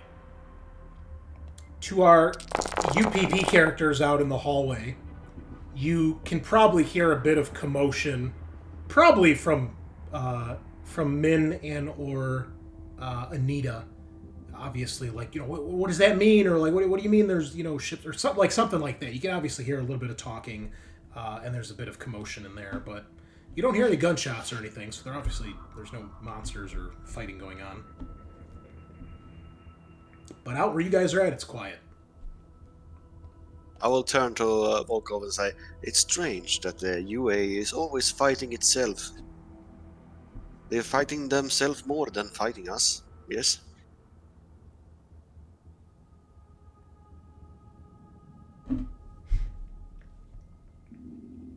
I think you're muted, Tony. No, I didn't capture any that got real glitchy. Oh, there we go. Okay, that's better. Yes, it's not much discipline in the UA. Or respect. All right, Casados, you had 2 successes, all right? So you try to send some bad intel. You're not sure if it worked or not. But you hear Zimborski says, look, I've never been to this base, LT. I don't know where to tell you to go or where to go, but are there any ships you can get to get off? Make your way here? Would I know that from the flight logs, manifests, all that? If there's any ships down in a hangar somewhere?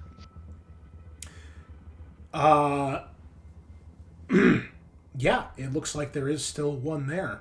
And actually, I should say that our 3 UPP characters, even through the bulkhead door, would probably hear the rumbling, as there is obviously a ship in that hangar that is starting to power up. Got it. And I think Maybe we are going? I think that's a good place to take our halfway point break. So, take 5-10 minutes, grab some refreshments, Dr. Pepper, use the bathroom, and then we'll dive back in. So, we'll see you in a few. Peace. All right, we're back, folks. So, UPP, you can hear a dropship or shuttle being prepped. Casados, you can see there, according to everything, there is still one dropship in the hangar. There's probably camera feeds in here as well, so you would see that there is a dropship that is beginning to be powered up. Is there any way I can try to stop it from leaving immediately? You could try to override the doors to the hangar. Got it. And would I know if there's a way to open the doors from the hangar, or does somebody have to stay back? There'd probably be a manual override somewhere inside the hangar, too. Got it. And from what I can tell, they're intent on getting out of here as fast as possible. Oh, I assume. That's what it seems like, yes. Yeah, I'm going to try to close those doors. Give us a little bit more time. And if I'm still in contact with everybody on the Tam, can I ask Roy if he knows any idea of the layout of the station? He says, I apologize, Lieutenant, but my credentials do not give me access to such information. I'm afraid you'll probably be on your own with that.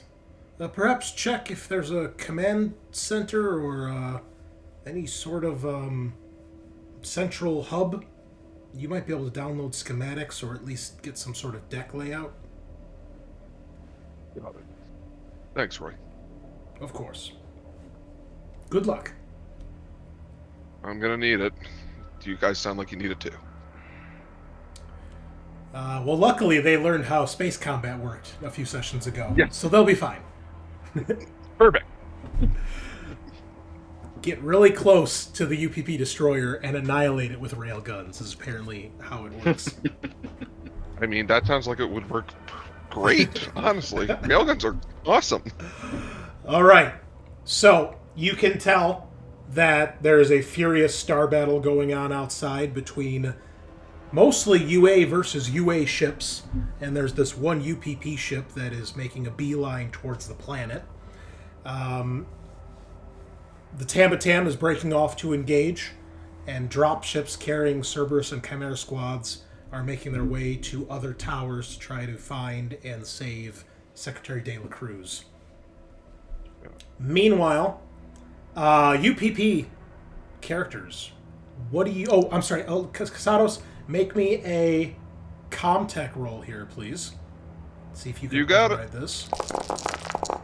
And that's a lot of stress dice already. Okay, you do have one success though. Yeah. So I feel like we need a little bit more exciting music here. We got. And can I use my signature item? Sure. To remove a stress. Yeah. What is your signature item? It is going to be tattoo of the USCM logo on the upper right side of my arm. Cool. Gonna flex my muscle. Take a look at it. On my head. All right. Ready to rock. Cool. All right. So you start punching in commands furiously. You can reduce your stress by 1 as you use that. And you see the door begins to close on the hangar as the ship is now, like, taking off and, like, orienting itself towards the hangar door. UPP characters, what do you do? I will turn towards the door and call out for the lieutenant and say, "Finish up your love letters. We are going." Could I also be sprinting down the hallway, yelling, "We need to get going right the fuck now. We gotta kick it off of this rock." You see the other 4 come running down the hall, like, "Stop the shuttle!" I'd like to try to move to get into the hangar. Yeah, I'll move into the hangar. Okay. Major, I need you alive. You go to open the door, and you can see that it's currently locked.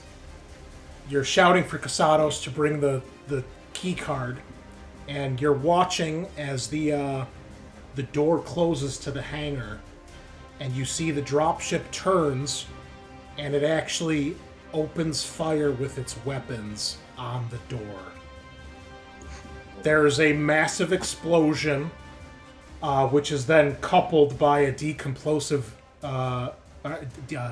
explosive decompression, and you just see everything that's not bolted down gets sucked out of the hangar and goes spiraling into space. Even the ship that's in there gets kind of pulled by all this force that suddenly just gets yanked.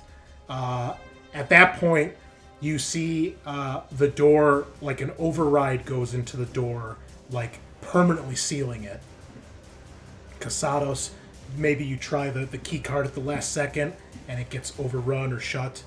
And you see the ship kind of bounces and kind of hits the ceiling a few times, and then it seems to right itself, and it starts taking off out of the hangar. And you watch in dismay as it, not only as it leaves, but you see the form of a biodrone crawling around on the hull. And as it makes its way out of the hangar, you see the biodrone disappears over the top towards the cockpit. Slamming on the door, just absolutely pissed. Just screaming, "Why the fuck did they fucking leave me? God damn it, we had to take it out of here!" There are other ships, yes? There must be another ship. I checked the logs. I don't see any more ships out of here. Well, you said we're in the central tower. This is Min. Maybe there's another tower we can get to? There's got to be more than one dock on this whole place, right? There must be. I heard from my companions on the Tambatan. We might be able to get a map from the command center back there. Maybe with that we can figure out. You were in contact with your ship? Yeah. Who the hell do you think I was talking to so long? I'm trying to get us to fuck off this place. By any means necessary. Min Sounds says to you, Dr. Balazs, she says, it sounds like more internal strife with the UA. They're fighting themselves. As usual. Not my ship. Not my ship. We're getting off this fucking station, one way or another. And that's our best goddamn shot that we have right now. Unless you guys can think of another way that we can float off into space and get the fuck away without dying, I'm all ears for your solutions. You hear a gasp from Anita. You all turn. You can see she's staring out the window towards the hangar. You see that the dropship begins to careen, and it smashes into one of the railways connecting two of the towers, and it explodes. Everybody gains a point of stress when you see one of your escape tickets not only leave, but get utterly annihilated.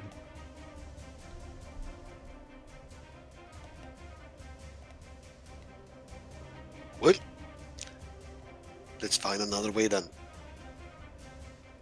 I move to side and gesture for her to lead on. You know what, if you have all the answers, why don't you take the front? I don't have a 'Cause you don't seem to like the idea of my ship coming to fucking save us. They're the one fucking thing reliable here. I have no problems with your ship saving us. I'm just surprised that they don't really are here at the moment. And who the fuck knows? Maybe they're trying to get the fuck off this station too because they realize what's going on. You ever think of that? Fine. I will lead. I do not want to get eaten by UA monster.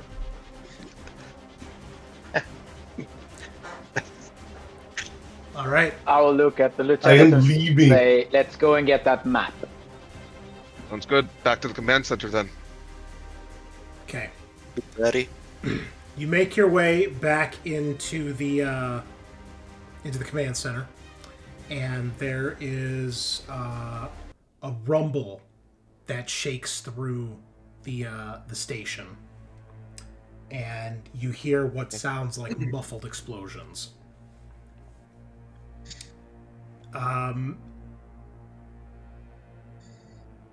Casados, you start furiously typing away at a nearby terminal, trying to find anything, and you are able to. You're not able to pull out specific like a map per se, but you're able to find out there are 4 decks, A, B, C, and D.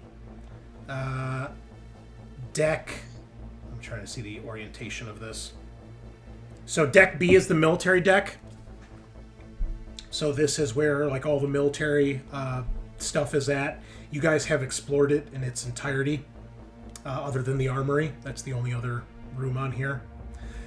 The southern elevator goes towards the central hub, which is where all the trams come in from the other towers. That appears to be the smallest deck. It's only got a few other rooms. The largest deck is Deck A, which is below you guys. So the decks get bigger as you go lower down the tower. So it's kind of shaped like a pyramid almost. So you guys are on the second from the bottom. So there's 1 deck below you. There's 2 decks above you. So Deck C is above you. That's the hub. And then Deck D is at the top, and that looks like apartments, living quarters. And then Deck A, which is the lowest deck, is basically split into 2 parts, and there's tons of stuff there. The warehouses, the reactor, the mother system. There's 2 other docks there, civilian dock and a commercial dock. Another comms tower. There's a civilian infirmary. And some Wayland-Yutani labs, and then like a commercial district with shops and a movie theater and restaurants and things like that. As this rumble echoes and shakes the station, power flickers once more, and you see some of the terminals just go completely out. And then you hear the automated voice of the mother system comes on. Where is it?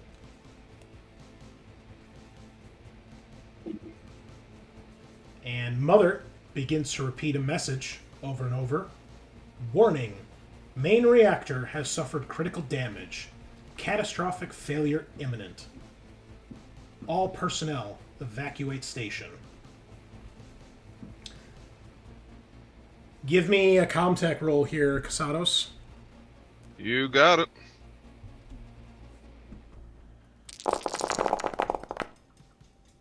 Stress All right. coming in clutch. So you crush it here. You are able to determine that Mother has estimated that the reactor is going to overheat and melt down in probably less than 30 minutes. However, it seems, by what you're reading here, is it might be minor damage that you guys can fix and avert this catastrophe. The reactor is on Deck A, which is the deck below you. You need to take the northern elevator to get to it. On the maps, would I see any staircases or ladder wells that we could go down? Or does it have to be an elevator? It's pretty much elevators on this map, the way that it's laid out. Got it. Well, gentlemen, we have 30 minutes until the reactor melts down. So either we do a sprint and try to get to a ship that we don't know exists or not, or we can fix the reactor up. I'm thinking the latter. Maybe finding that out when we get down there. Yeah, you've got extra successes there, Casados, if you want to use those for anything. You are in, like, a command center, so you might, What can I use those for? So if you go to your skills tab on your character sheet, Yes. you'll see there's a little wrench next to each skill. If you click on that Oh, there we wrench, go. it'll tell you the different stunts you can do. This isn't an exhaustive list, though. If there's basically something else you could come up with that you want to use a stunt for, but typically you can get more information, do things faster, impress people, things of that nature. So Can I get some information as to whether or not there's a more accurate timeline of when the reactor would go down, or yes, if the damage to the reactor is something that is relatively simple, or we're going to die in a horrible radiation thing? Yeah, you got 2 successes, so I'll answer both those questions. You have 27 minutes, Mother's best estimations indicate, before the reactor goes critical. It appears that it has suffered damage not from an external source, but an internal source. So you're guessing, at first you guys all thought maybe something hit the station, that's what rocked it, but you're guessing that something went down in the reactor, and the reactor kind of reacting to whatever hit it or damaged it is maybe what shook the station, or at least this tower. It looks like it has a leak right now, and that appears to be relatively simple to fix in terms of fixing a nuclear reactor. All right. Well, I got the information. It's a leak. We can fix it easily. We can help each other out. Somebody here has to be a mechanic, right? I mean, Yeah, Min shakes her head, or nods her head. I don't know All right, much I say we about fix UA it. tech, but I can probably figure it out. I can help you figure it out. Yeah, and if we see a ship while we're passing there, or if we check one of the hangars while you fix it, it'd be great. Sounds good. So fix the reactor, find a ship. If anybody else wants to go off on their own, find a ship. That's your prerogative. I'm making sure that we don't die before we get to a ship. All right. sounds good. I'm gonna head off north to the elevator. All right. I'm So- keeping so my what eye point? on the vent because it was here, right? Yes. Yeah. Yeah, you don't hear anything, you don't see anything as you walk past it cautiously. Just the rumble of the space battle outside. That's about it. So, you all hop into the elevator, and it is still working. Power is good. I'm going to delete you guys and move you to another part of the map here. So let me switch that over. So as I said, this particular elevator is like a cargo lift. And what's the major? There we go. All right. So it brings you down to this lower deck, and as it does, there is it's this big, basically it turns into like this big open, like an open elevator shaft. And, there's barricades on the outside, but you're not like in an escalator. It's just a big lift. This brings you guys down to this lower deck, and you can see near you, just basically on the opposite side of the wall, there's another elevator, and that looks like a regular elevator for people that leads to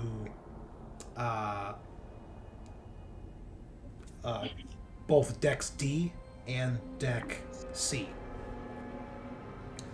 There is basically, you're in like a pseudo warehouse. Obviously there's things here to move cargo around, like pallet lifts and things like that. It's probably a power loader or something, but there's a large door ahead of you that leads further into the station.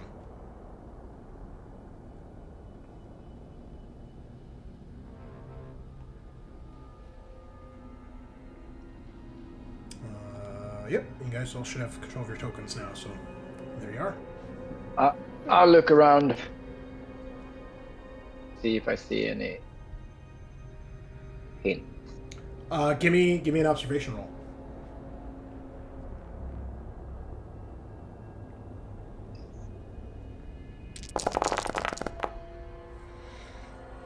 All right, you're checking corners. You're, making sure there's nothing waiting for you guys. You don't see anything or anyone down here. You don't really find much. It's mostly an empty room. There's a couple crates here, but nothing useful inside them, or they're just empty.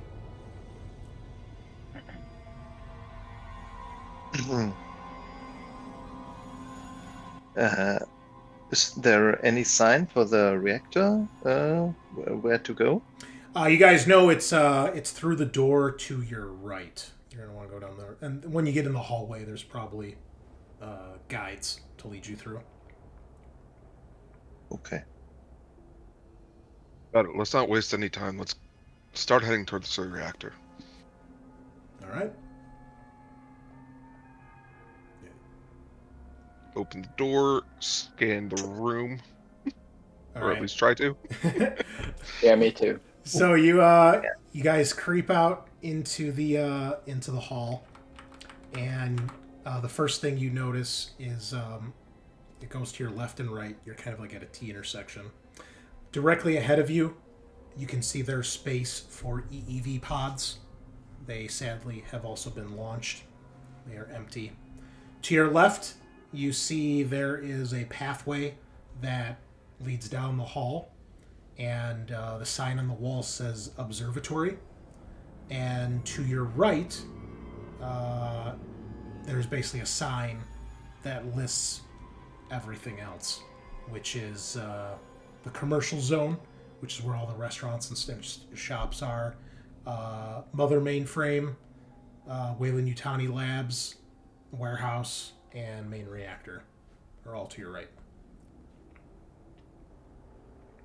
All right. I'm happy to go up to the next door, pop her open, and, scan the room if anybody else doesn't have anything to do or want to do. Oh, got it. Okay. All right. So in here, this is a massive part of the station. You can see it opens up into a large kind of like a lobby, and it's basically like a strip mall in here. You can see various stores lining in both directions. little shops where the staff here can come to spend their money and keep themselves entertained. You do see in the center there is a little bit of a larger structure that is the movie theater. A couple restaurants in here as well. Little kiosks, like it's almost set up like a mall. And you can see to the left and right. To the left, which is the north part of the map, is where the mother mainframe is. To the right, it leads to the labs. And straight ahead leads to the warehouses and the reactor. As you guys enter, everybody give me an observation roll, if you would, please. Oof, I panic. Keep it together, though. Ooh. Yes.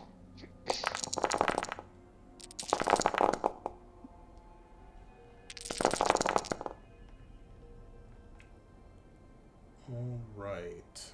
So for those of you who passed, you either hear or eventually see the form of 2 of the biodrones skulking about. One of them you see crawling through a smashed window in one of the storefronts, and the other one is moving down a hallway. And they don't seem to notice you guys immediately. What do you do?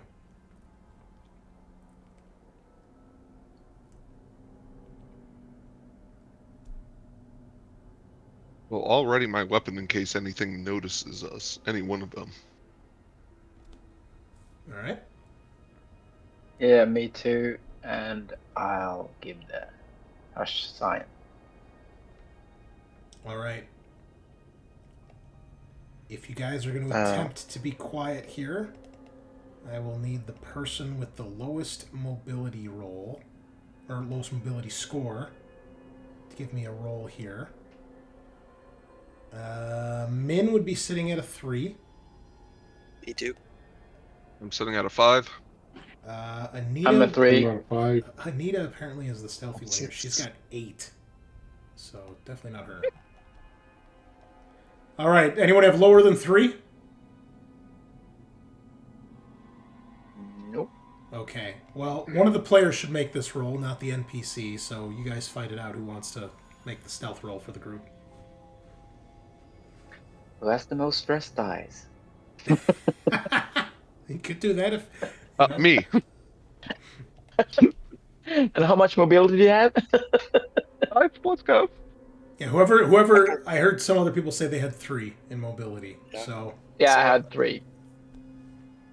it's either the major or the colonel doctor? I can do it. All right. Lead from the back, right? Like a true Yeah. commissar. Roll with stress. Yes. Yeah.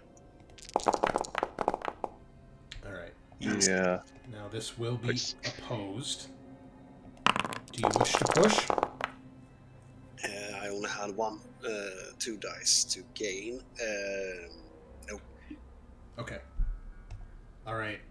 So everybody gets down.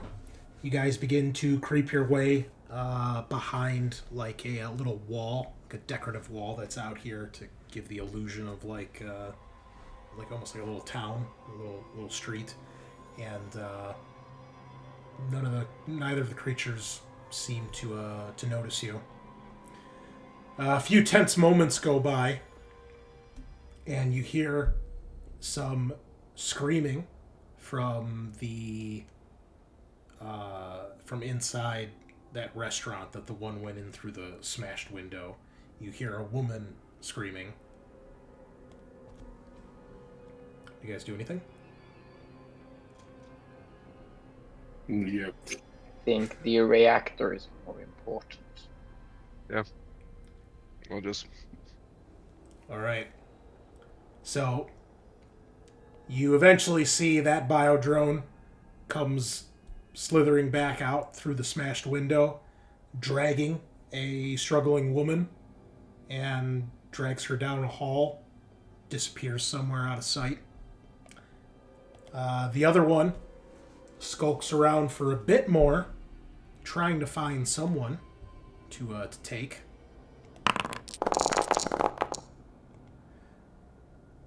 Dr. Balazs, would you please give me another mobility roll?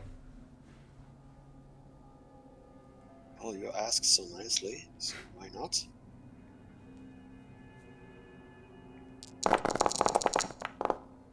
I'm gonna push that one because I didn't get any successes. And I didn't get anywhere. Oh, alright. All right. So, the one disappears with the woman. The second one, you guys see it. It's still lurking around. And eventually it disappears out of line of sight. And you're like, okay, it's gone. And Balazs, you stand up. And as you guys get ready to move, you see the thing crawls up on top of a table. And it looks in your direction, clearly notices you, and lets out a hiss. And we're going to roll initiative. Are we standing where we're at, or about like halfway into the room? Yeah, you're about halfway into the room. Again, it's all one zone, so it doesn't really matter. So to do initiative, you will, I believe it's double left click on your token and press the sword and shield icon. And that'll add yourself to initiative track. I have fast reflexes, so I go. Oh, that's right. So you draw 2. Is that yeah? I don't know how it works on the player side here. Odandrol, can you walk us through how to add yourself to the initiative? you just left click, right click, and you get the icons appear around your character, and then you mark the crossed swords behind the shield, and then you can go to the crossed swords over at the beside the chat, and you should find a die there you can roll. Okay, all right. So before everybody rolls, though, Volkov, I'm sorry, not Volkov, Pichilemu, go ahead and roll, because you got fast reflexes. And then you can roll a second D10 and pick the highest. Oh, I pinged. Go to the initiative track in the so in the top right, guys. Click on the crossed swords. That'll bring up the initiative track. If you right click on it, that'll pop it out as a separate little menu. And then click on the D20 next to your name, Pichilemu, and that'll draw the card, so to speak. There we go. And roll me an extra D10 because you get to do 2 and pick the highest with that talent. And do it there or do an extra? Just do a D10. Yeah, there's as far as I know, the game doesn't have a way to actually simulate this. At 10. Okay, so you probably take the 4. Okay, everybody else now can roll. Biodrone is a speed 2 creature, so it gets to draw 2 initiatives.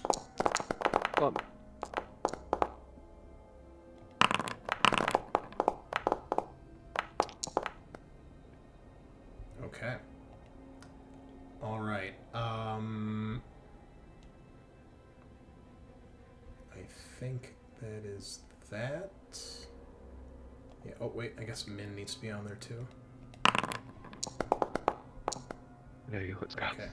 So something I learned recently is because this game doesn't actually know how to do. Well, there are ways to do cards in Foundry, but it's kind of clunky.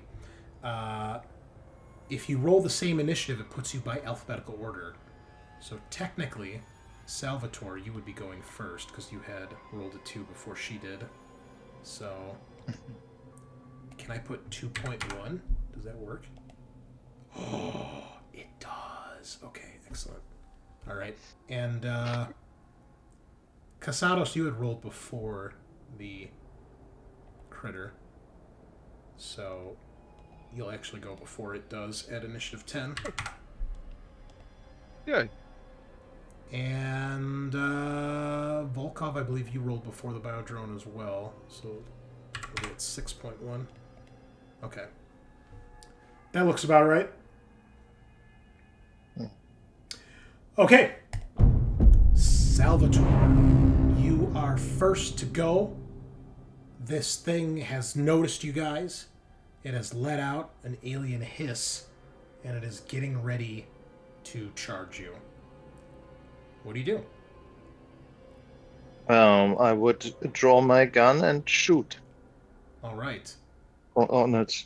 Please. So go to your inventory. Make sure your gun is equipped. Yes. And then just left click on the name of the weapon, and it should do an attack roll. Okay, so you have one hit. If you'd like to push to try to get more, you can. Or you can stick with that. Yeah, I will. Whoa! Mr. Gunslinger over here. 4 successes. Nicely done. Yes. Now, you have the extra successes you can use. You can use those as stunts. So how would you like to use those extra 3? I would take 3 more damage. Alright, so 4 damage total. I will roll for the armor of this thing. Keep this private. Okay, it blocks some of the damage, but you do see some of the bullets get through.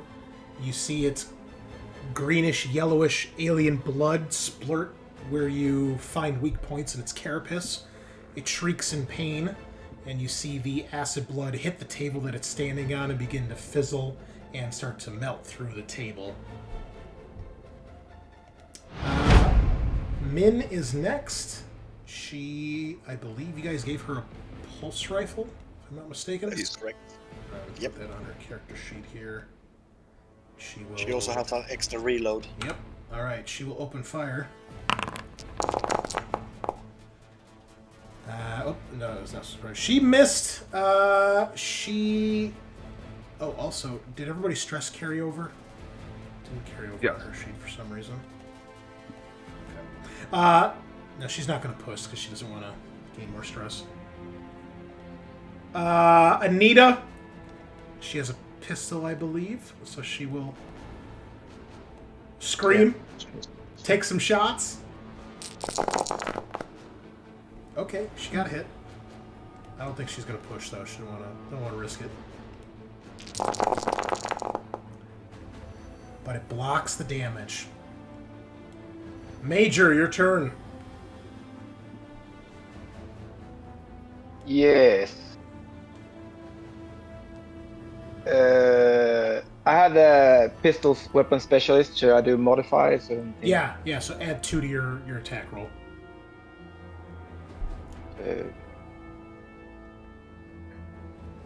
Inventory, pistol. I didn't add 2. Sorry. Just roll 2 more d6. That's fine. Yeah.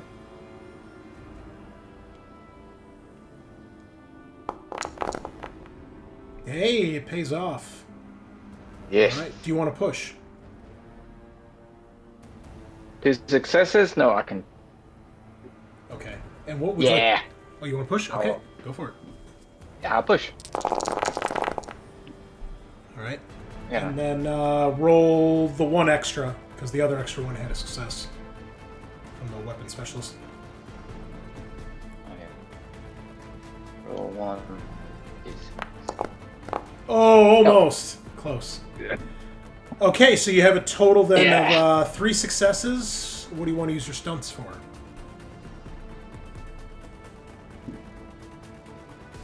So I'll just use 1 to push back. Okay. Yeah, sorry? knock it down. And it needs to use one of its Yeah. action to stand up. Yeah. I'll knock it prone with 1 of the successes. And then 2 on. Okay, so knock it back and knock it prone and do a point of damage?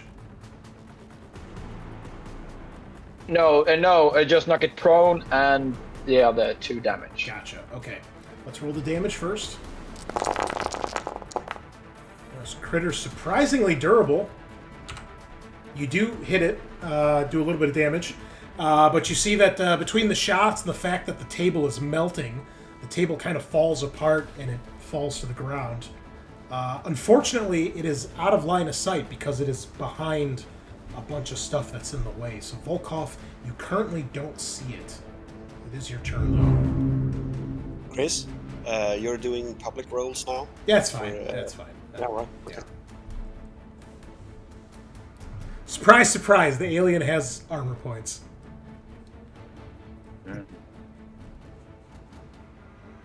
With how deadly this game is, I think it's okay to do mostly open rolls for the players. So, all right, Tony, what's it gonna be?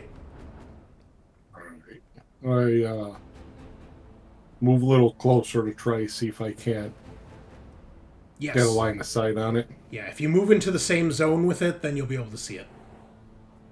It's currently flailing around on the ground, about to get up. Can I move and shoot? Yes. Yeah, you get 2 actions. Okay. One to be move, one to be attack. Oh, shoot the shit out of this thing. Let me see if you get any bonuses here because it's on the ground. I think it's only in close combat. Yeah, there's nothing really Yeah. here. Okay. No, I think it's on. All right. Do you want to push? Got 1 success. Yes. Wow. Sub MSS Commandant you are. All right, you do hit it though. That is 2 damage. It is armor piercing though. Most importantly, very helpful here. Is it enough? It is. So Yuri runs forward, just holds down the trigger, and you guys just see he's like leaning over the wall by the restaurant this thing's at, and you just see splurts of acid blood spitting up as he shoots it, and the thing just screeches and dies. Well done. Careful, don't get close to it. It might not be dead. Let's get into that other door before the other one comes back. I second that. All right. So everybody rushes across the lobby towards the warehouse door. And it's basically one of those big, like, kind of garage doors that you press and it goes up. And so you find yourselves looks like there's a series of warehouses that are connected. So the first one that you get to is...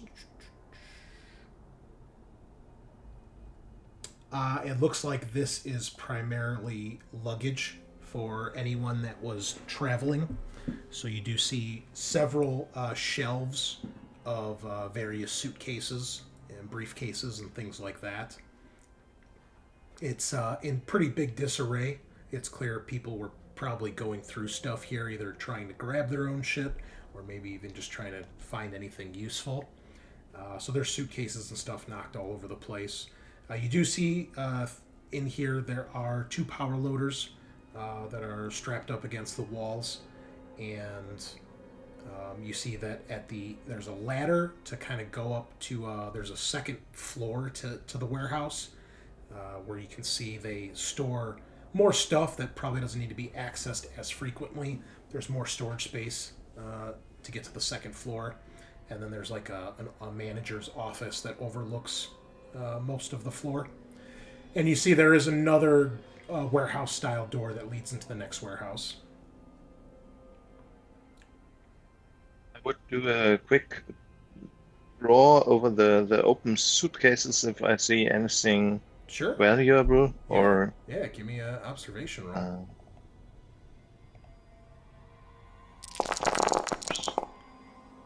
Okay, no.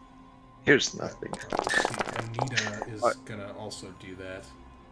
Yeah, I was gonna say specifically looking for military suitcases or like, what's it called, sea bags, anything like that.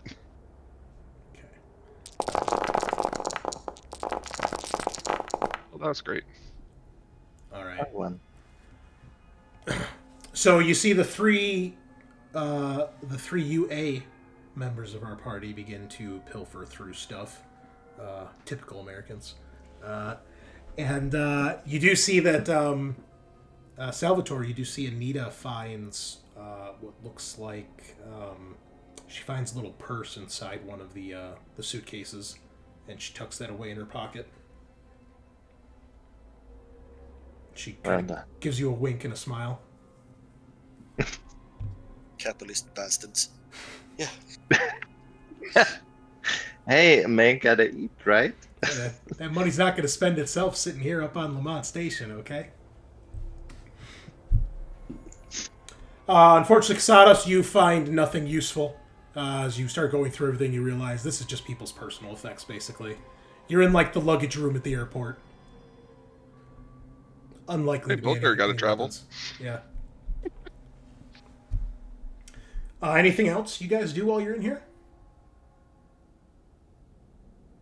I want to check on the Major, just see how she's holding up. Make sure that she's not feeling anything weird, and just generally see if she's okay. I'm okay, and I need to close that door. I was going to do that next. All right. You shut the door behind you. Other than that, Yep. it's fairly quiet.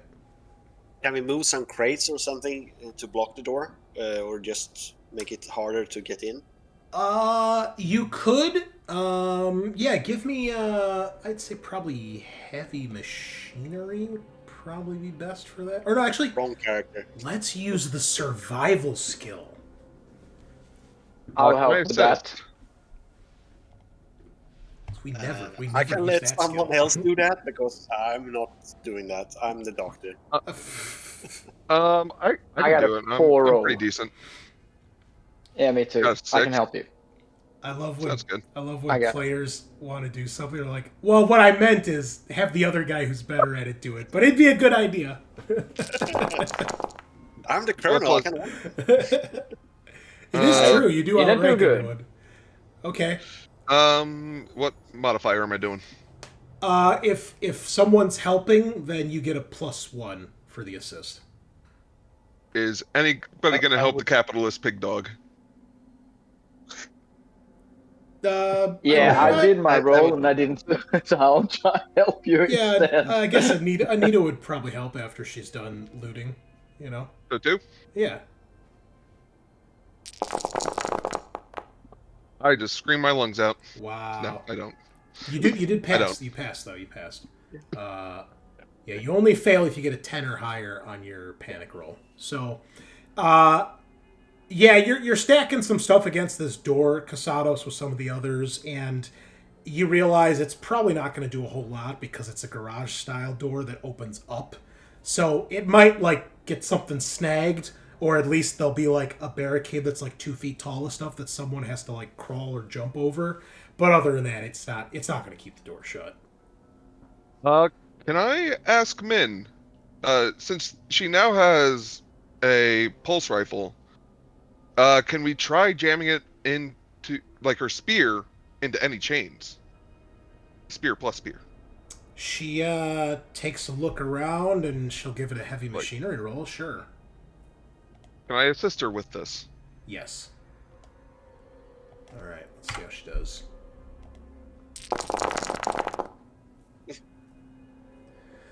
No, it's not. You don't like actually see the chains. They're probably like in the walls, you know, so you can to avoid this very sort of nonsense. So like, she tries to wedge it shut with the spear, and then when you guys open the door, the spear just snaps. There's loading robots, right? Can't we just use the loading robot to crush the door? I don't know how much longer we want to spend on this door to unstrap No, and everything. we might want to go to the other way if there's 30 minutes. something bad back I here. thought it's the way to the reactor. No, it is. Also, can I try to estimate how much time we have left until the reactor melts down? Oh, probably. I don't know. 2 minutes and 4 seconds. 20 minutes maybe. Okay, yeah. Yeah, We definitely got to keep going. Yeah, the lift wasn't exactly fast, you know, so. Yeah. All right. The cargo lift. Proceed into the next warehouse. So, set up in a similar fashion, it's kind of a rectangular, long-shaped building. set up in a similar manner where there's 2 floors. There's ladders that go up to the second floor. It looks like this one is more like actual cargo. So you see a couple crates with Weyland-Yutani logos, maybe even Seegson, and then just, generic cargo. There's probably like supplies here to refill some of the shops or restaurants, stuff like that. Basically, this looks like commercial goods in this room. And there are power loaders in here as well. You do see there's a door on the right-hand side here that leads to the next and final warehouse. It's also the direction of the reactor. The door at the end is another elevator lift. Looks like another cargo lift. And it indicates that it goes down to deck... it goes to the other part of deck A that you're on, which leads to where the docks are. Which way would the reactor be? The reactor's through the door on the right. Yeah, I will close the other door behind us. Okay. Listen, I know that we took a look through everything else, but don't touch that Wei-Yu shit. If there's anything that I don't trust, it's that fucking corp. You say that as Anita was about to open up a box. And she, stops and frowns. That's us fair game. What was that? What's fair game? Everything else is fair game, just not the Wei-Yu shit. Oh, she immediately goes to a Seegson crate and tries to open it. I don't know, is Seegson evil? Ish. They gave us the lovely Working Joe androids, which is nightmare fuel. So, I mean, in that respect, yeah, they're kind of evil. Outside of the Working Joe, are they actively trying to kill people? Iconically. No, not nearly as much as Weyland-Yutani, no. Okay, yeah, fair game. Yeah. So Anita is making another roll here. She's searching through stuff. All right. So while they're doing that, Min is she makes helps you with closing the door. You guys begin to move towards the next one. Is anybody going to the elevator, or is everybody going just to the reactor door? Reactor first. Let's start with the reactor. All right. Yeah. Would each of you, if this optional, give me an observation roll, please?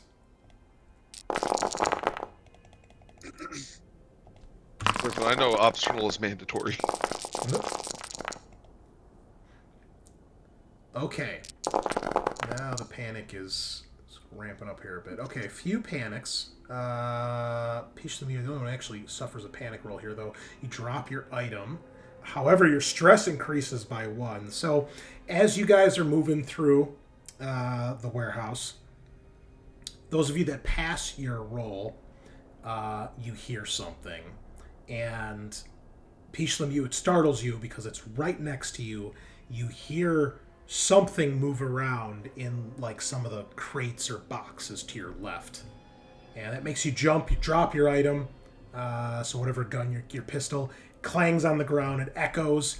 Everybody turns either at you or at the sound, and the noise stops. I'll bend down and pick up my gun and walk towards the crate with it. Help. I'll back her up. Okay. You see a crate. It's just got just some generic company logo on it. Some minor thing. And you're pretty sure you hear something inside of it. Definitely don't open that one. No, let's keep it close.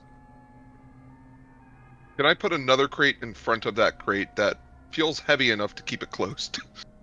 Sure. Yeah. All right. Any roll for that? No, you don't have to roll. You don't have to roll. But when you do that, you do hear what sounds like pounding or knocking on the lid of the crate after you do that.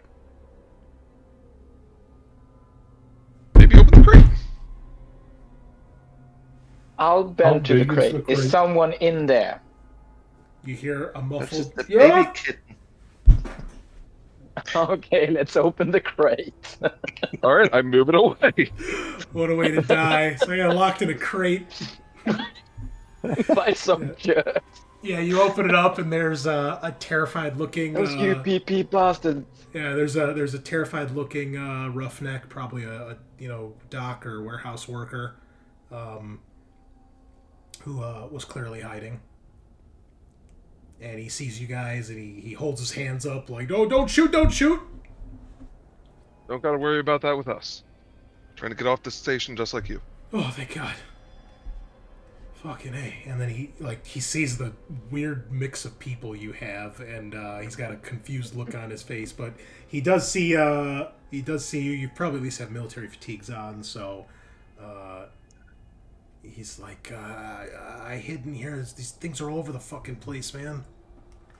Yeah, we know. That's why we're trying to get the fuck out of here. And he asks Fix if he can come along with you. Of course. All right. I will ask him if he knows where to find some protective gear if we are going into the core and fixing a reactor leak. He's like, the reactor's leaking? What? Yep. There seems You so. didn't hear the alarm. Fuck. Well, I mean, there's stuff outside the reactor. There's hazmat suits and stuff like that. He's like, it's just through the other warehouse, and he points to that door. Yeah, I'll continue. He's like, you guys aren't going in there, are you? Of course. We only have so much time before it melts down. You remember Chernobyl? Shit's still irradiated. And he's like biting his lower lip, like, that's not a great idea. What has you so concerned? So I saw a squad of Marines rushing in there, and then I heard a bunch of gunfire and screaming and shouts, and then it all went quiet.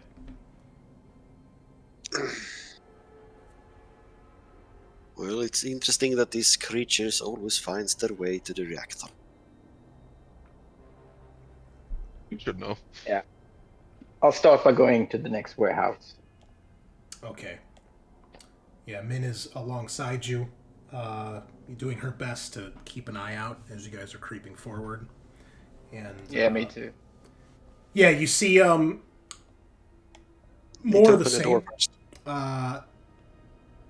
About the same size as the warehouse you're currently in.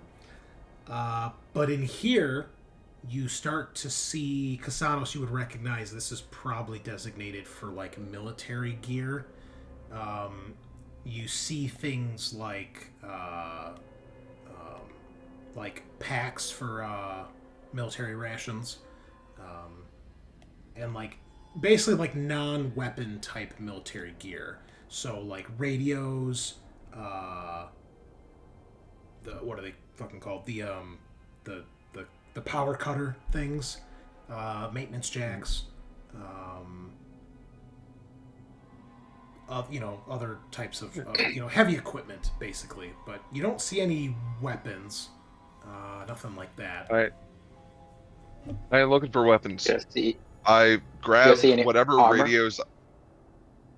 Oh yeah, there's comm units in here for sure. Like the little, Yeah, like, I the grab headphones. whatever radios. Trust me. Hand them out to everybody. Trust me. Comms wins wars. Okay. Yeah. Yeah, take the I'd com. like to get a power cutter. Yes. Yes. I can't. We remember- make sure that Min gets the equipment she will need to fix the reactor too. Yeah, she starts looking around. She finds some stuff. She's like, there's probably stuff in there too that I can use, but yeah, she can grab a few things. What the fuck are they? What are they? Cutting torch. That's it. That's a cutting torch is what you can find in here. Also, you do find motion trackers. Ooh. Oh, I'm grabbing. How many are we looking at? Also, I mean, it'd be like a whole crate, probably. Perfect. So, and both versions are available. The big ass bulky ones and the light ones that can attach to the side of a weapon. I'm taking both. All right. I'm taking a cutting torch. Just bear in mind your encumbrance. It'll show your encumbrance on your character sheet on your inventory. It'll start. Let's see how heavy it is. Yeah. Because I know. Can Salvatore? Oh, sorry. No, go ahead. Can Salvatore board a power loader? Yes. Okay, I do that then. Okay. with Anita, if possible. Well, it's one person. Or is it, the power it's loader one is the. person. Yeah. Okay, then. Did you see the second film, Aliens? Yeah. Then she rides. Yeah, that's the power perhaps loader on at top the of end. that. Yeah. Okay. Then only me. All right. Anita's like, do you know Not so stealthy. do you know how to drive that thing? I think yes. Which ones would the motion trackers be? See, M316 and M314, but which one attached to the weapon? They're both available. The one that is the lighter encumbrance, I think it's the 314. I think. What is this under? The 316 is the one that attaches to the rifle. Okay. All right, definitely want that one. Oh yeah, the 314 is the bigger one. It's Is usually there how any form of there. armor? No, there is no armor in here. Do we see the Marines that came in here? No. What should the weight? At the end of the hall, you see the doorway that leads into the reactor. But no, you do not see any signs of fighting or bodies or anything like that. What should the weight of the motion tracker be? It's coming up 0 for me. The small one. And the big one, I guess. Well, that's weird. Let me double check here. I'll take a no weight motion tracker. Yeah, right now the weight of the light one is 0. That doesn't make sense. Yes. Or the big one is 0. It should be the other way around, probably. M316 is 1, Yeah. according. Both are 0, actually. Currently. And 313 is 0. Okay, that should be fixed now. Okay. All right, yeah. You have to put it on your character sheet again. Or just change it on your character sheet, too. That's fine. And what was the weight of the other one? Sorry, didn't pick that one up. The 314 is 0. The 316 is 1.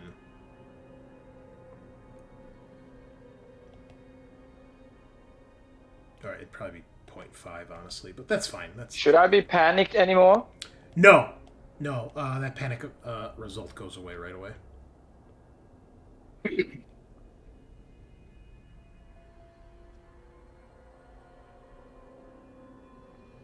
All right, so you guys loot some more stuff.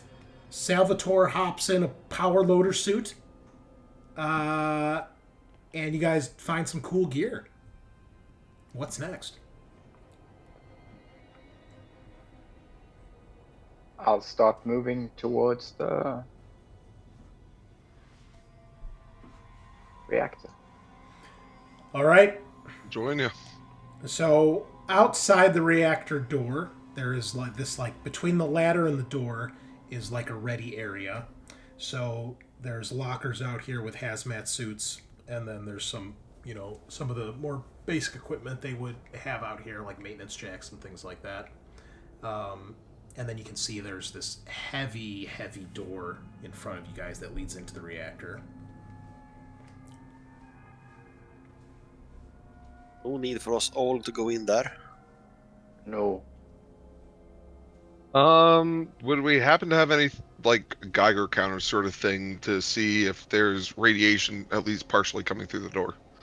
Or no? Not out here. There'd probably be some sort of device that gives you a reading, I would imagine.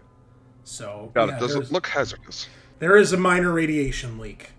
Min says anyone going in should put on a hazmat suit. And I will not go in there. I will stay back. I don't have heavy machinery, but I have contact. If you need me in there, I'll come with. Min starts putting on the hazmat suit, and she looks to you, Dr. Balazs, and she says, not your forte, Doctor? No. I do human bodies. Not mechanical things. She kind of scoffs a little bit at that. I will point at the roughneck. Well, you should go too. I will go too, but I swap places with Anita and put on a hazmat suit too. Then. All right. I put on a hazmat suit and stuff. Okay. I'd be just about useless in there. So I don't take a hazmat suit. Then I say from my girlfriend, okay? Yep. Is anybody else staying back with me? The staying back. doctor is, and Anita is, and Volkov is. So I'm not going to be any use in there, and I have to protect the doctor. Understandable. Could I take one of the rifles with me in and give it back later? if someone's willing to give you a rifle, sure. Is there someone? Rifle's the only thing I have. I trade you for useless. the gun while I'm in there. I'd be useless if Thinking any about- one of those things come after you. I mean, we're gonna hold down the outside, make sure that nothing happens. I just bring my pistols. Min just sighs and tosses you her assault rifle. Yeah, you'll be doing heavy machinery. And then she'll take the pistol from you and she tucks it in the back of her suit. All right, Yep. You two ready? Badass. All right, so you make your way inside the reactor. Large room. There is the actual reactor itself. You can see up against the far wall, and it's hot. It's humid. There's steam and smoke filling up various parts of this room. It's very damp and moist as well. And as you guys make your way further in, you start to see that the floor, the walls, and even part of the ceiling have begun to be covered by what Major Pichilemu recognizes as alien hive. You then start to see on the walls several people cocooned in the hive, and you also see what you know are alien eggs. However, you also find the bodies of 7 colonial marines. All of them are dead, all of them are slain, and it looks like they put up one hell of a fight. There's about half a dozen dead biodrones in here. It looks like the eggs have all been destroyed or already hatched, and it looks like every person that is cocooned either has a face hugger on them or has been chest bursted, or is perhaps you see like a dead face hugger laying in front of them, but the chest burster hasn't emerged yet.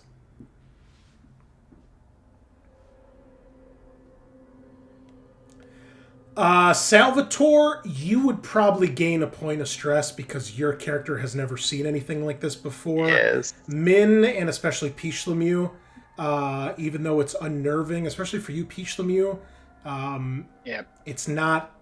It's horrifying in the fact that you know exactly what's going on here, but there's also a weird part of you that is not as bothered by it as you think you should be.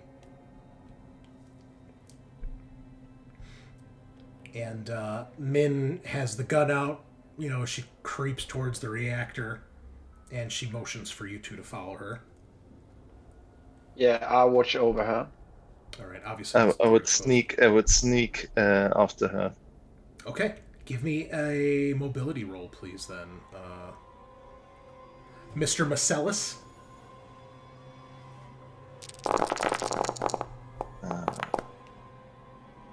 Okay, makes sense. Makes sense. The scary situation. You do pass, though, but your stress and the stress of your two companions who's in here with you, their stress goes up by 1 as well. And we can get rid of your panic roll here, Major, because that's gone already. Okay. So you see Salvatore, he's very light on his feet. He's barely making any noise, but you can see, like, his hands are shaking as he's, whatever weapon he might have is clearly he's nervous. So you guys creep in, a little bit further towards the reactor itself, and Min sees she starts taking a look at it for a moment. I need both of you that are in here with her to please roll a d6.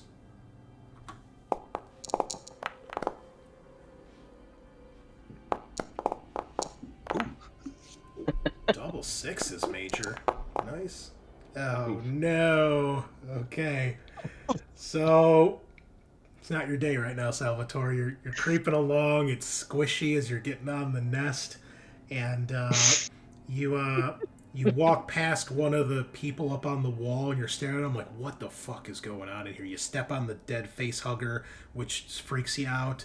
And then you hear a gasp from the person on the wall. Their eyes go wide. They're gasping for air. And with horror, you see as their shirt turns red, and you hear the sickening crack of their bones and rib cage as a chest burster rips through their chest, screeches, and basically dives at you guys.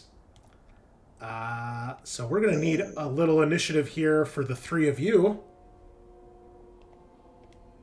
And Mr. Chestburster. So, All right. I roll 2, Oh, yep, sorry. Go ahead.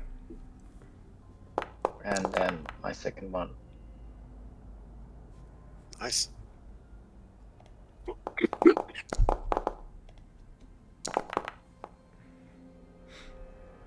In my second round roll, No, I don't see any rolls from you. Yeah, But- same. You just roll 2d10 at the bottom of the chat log. Just do it that way. yeah, I'll do that. Yeah, I do that. I can just manually set your initiative. And this panic actually goes away too. That's a one-time thing. All right, 3 and a 6. I assume you're going to take the 3. Yep. Okay, let's put that at a 3. Okay. So, despite being the one to incur the chestburster's wrath, Salvatore, you are pretty quick, and you actually go. Actually, you all go first. The chestburster's going to be at 3.1. So you get to go first. The chestburster at this point has ripped through this person's chest, but it is still hanging in their chest cavity as it is pulling its way out. Blood splatters out from their chest all over your face. What do you do? No, sorry. I did. Okay. Could I? The thing is, how far away from me? Oh, Can maybe you this, or 2 meters, if that. 2 meters. Yeah. Can I grab it and throw it away across the room? Sure.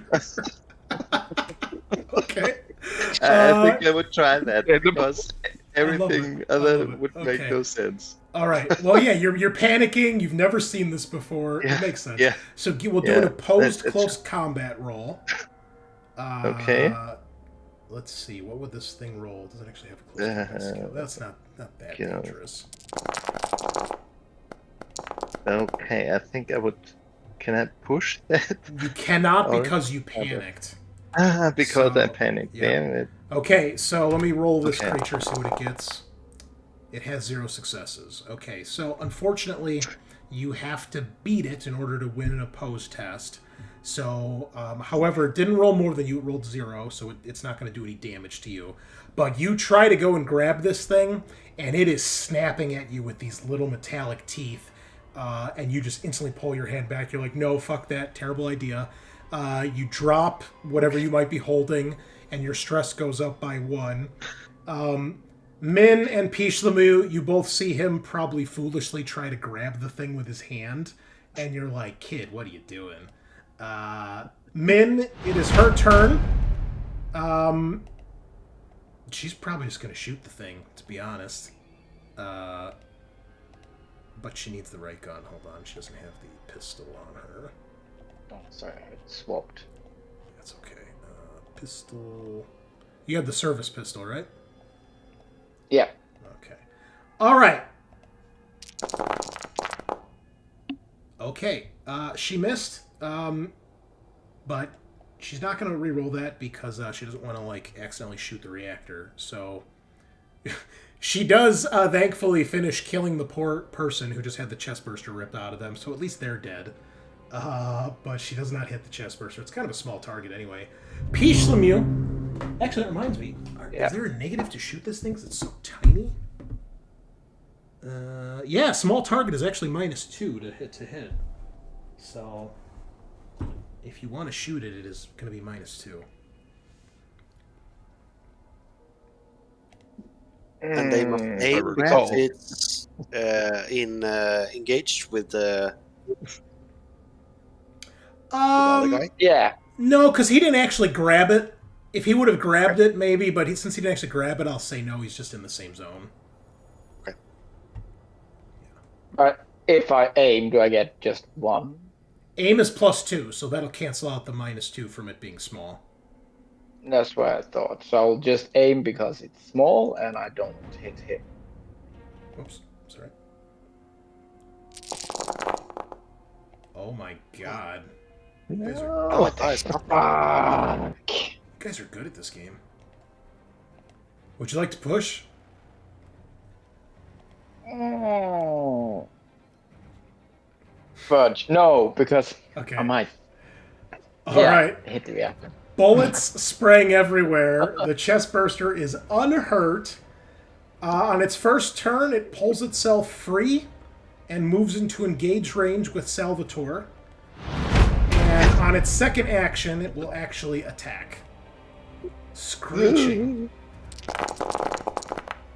Oh, that's a 6. That can't be good. Throat bite. The chest burster squeals a high-pitched shriek and goes for the throat. Makes an attack with 8 base dice. Damage 1. All right, so, Salvatore, you may attempt to give up an action next turn to try to block. Oh, actually, you're not holding anything because you dropped an item. Oh, no. Can I evade? No. Mobility or so? Not against this. Unless you have the... check your talents. There's a talent that lets you use dodge, but I can't remember. I think it's nimble or flyweight. Beneath notice. Beneath notice, when you roll for critical injury on yourself, you get to re-roll the dice. But I did not get a critical injury right now, right? And this doesn't roll for the critical injury, it automatically gives you 1. What else you got? No. Failures from a single roll, but I didn't failure yet. No, I think I don't have a talent which saves me. No. Would I be able to hear any of this shit going over comms? Once again, comms wins wars. Probably. But, I mean, this happens before you guys would have a chance to do anything. There's one thing. Does the hazmat suit, does it have any armor value? I think it has Yes. One. Oh god, 1 armor? Okay. Alright. I remember the nuke. The chest burster launches itself up at your face. You have 1 armor point. Make sure the hazmat suit is equipped, and then you should have armor to roll. Okay.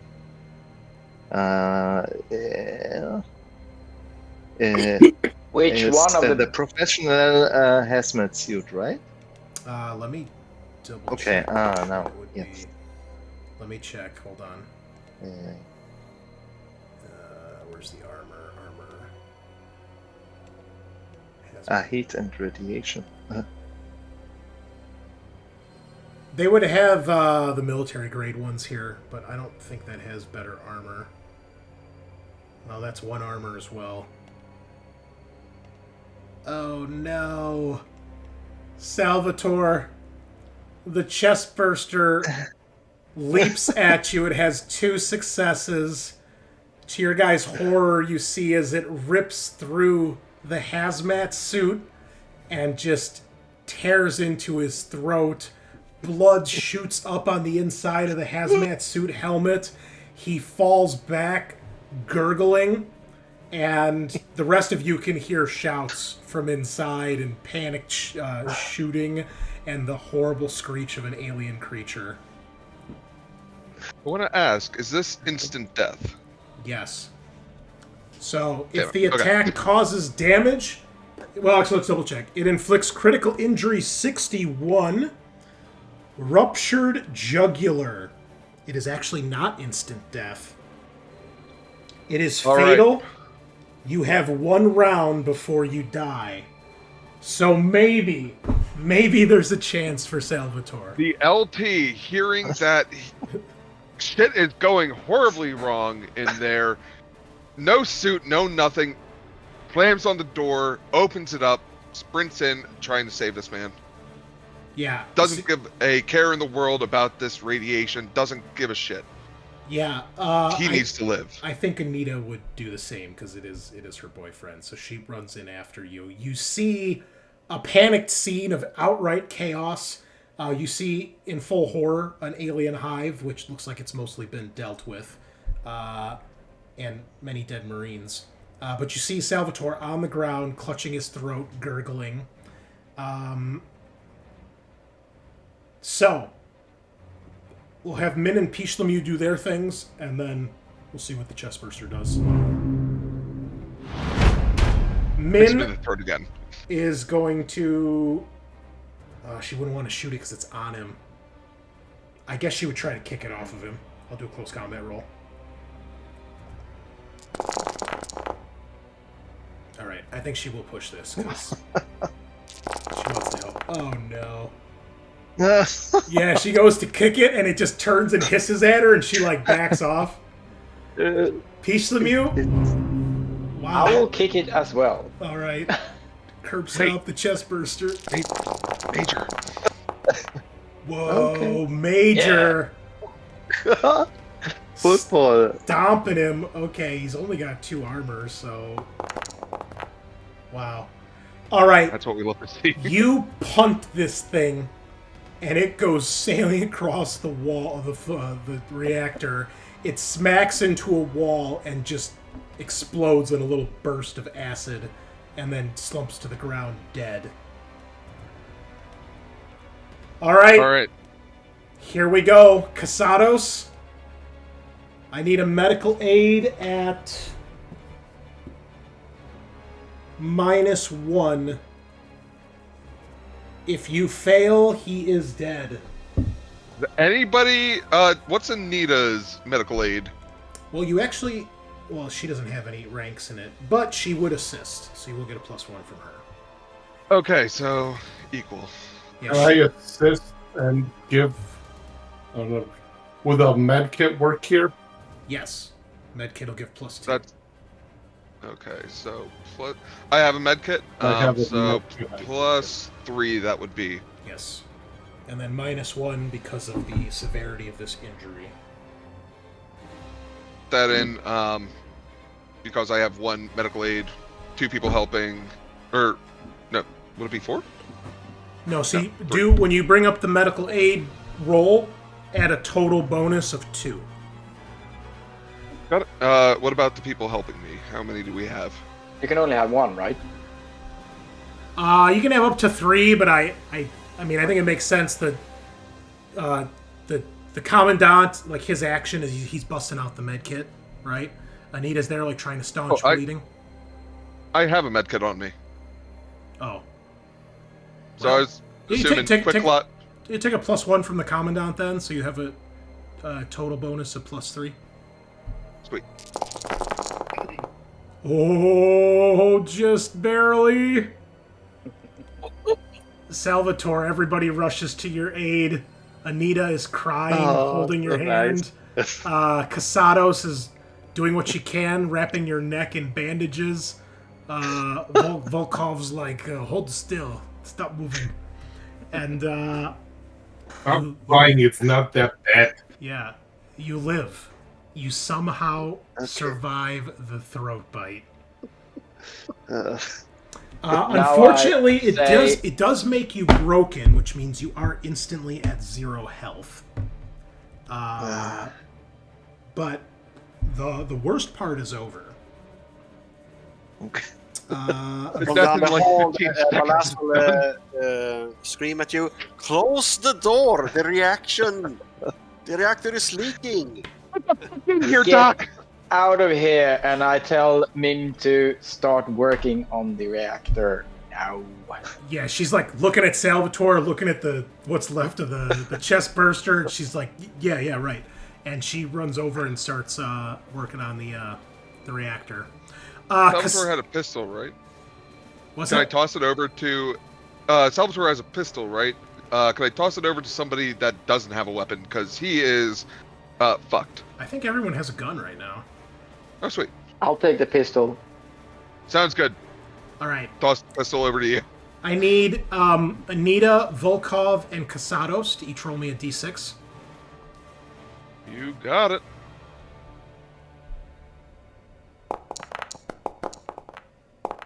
Oh, I gotta roll for Anita. I'm like, why isn't she rolling? Ooh. Oh, no. That's not good. Ooh. Okay. Also, you guys are gonna have to roll for radiation as well when we get through this. Okay. Yep. So, Min runs over. She starts working on the reactor. Salvatore is stabilized, but he's at 0 health right now, so he is broken. So he is, he'll need another medical aid test to restore health, or you can just wait and eventually time will heal that. So Salvatore, you're at 0 health right now, but you are still alive. Okay. Unfortunately, as you guys run in, you see, let's see, probably Pichilemu, because you're the only one who's not really, like, doing anything actively right now. You notice, you see behind Anita, there is one egg that you didn't notice that is untouched, and it begins to open up, and you see the facehugger begin to emerge. Unfortunately, I'll aim and... another combat is about to pop up here. This time with a facehugger. So let me get one. I don't think I've ever seen a chest burster give a party that much problem before. I'm afraid what a facehugger's gonna do. You and me both. Alright. So everyone in the reactor can add themselves to the initiative other than Salvatore. If you want to take control of Anita for now, Poolitzer, that'll be fine. Yeah, okay. I do. And then Pichilemu, if you want to roll me your 2d10 right now. Yeah.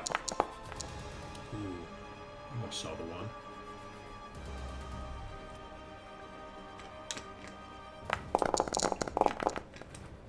She got it. One. She got it. Yep.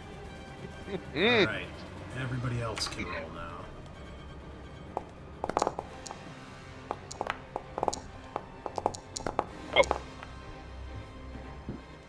Okay, Volkov, we just need you, and we're ready to go. Excellent. Okay.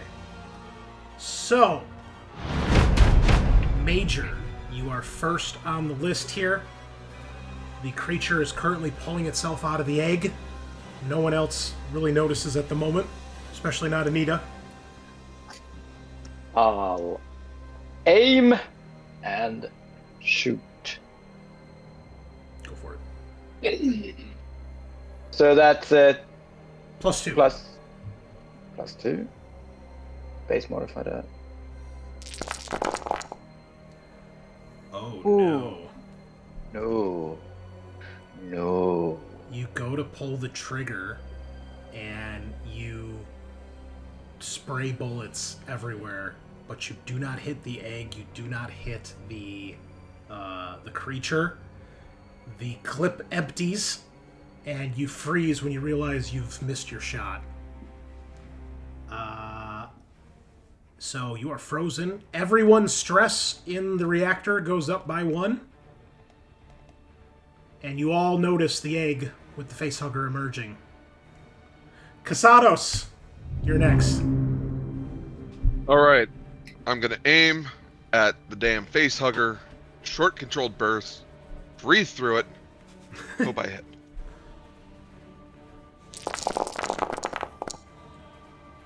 Okay, you panic. You unload the clip. It's not very short or controlled. Well, it's controlled. It's just not very short. But you do hit it. That is 2 damage. Is it enough? Oh my god, it made its armor save. Oh god. You hit it, but you blow a few of the legs off, but it is still alive. And it is not happy. It's going straight for... I'm going to roll here. On a 1 through 3, it's going to go for Casados, because you hit it. On a 4, 5, 6, it's going to go for Anita, because that's who set it off. Ooh, Casados. So it'll take a full action to get to you, and then on its second action, it will make its attack.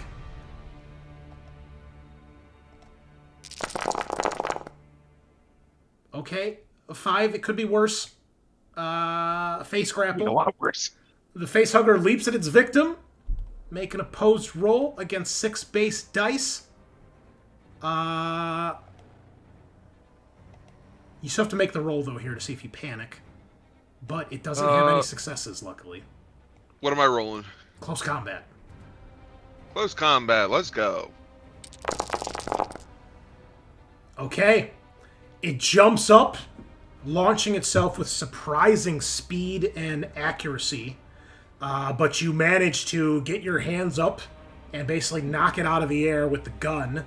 And it tumbles to the ground and does not lock around your face.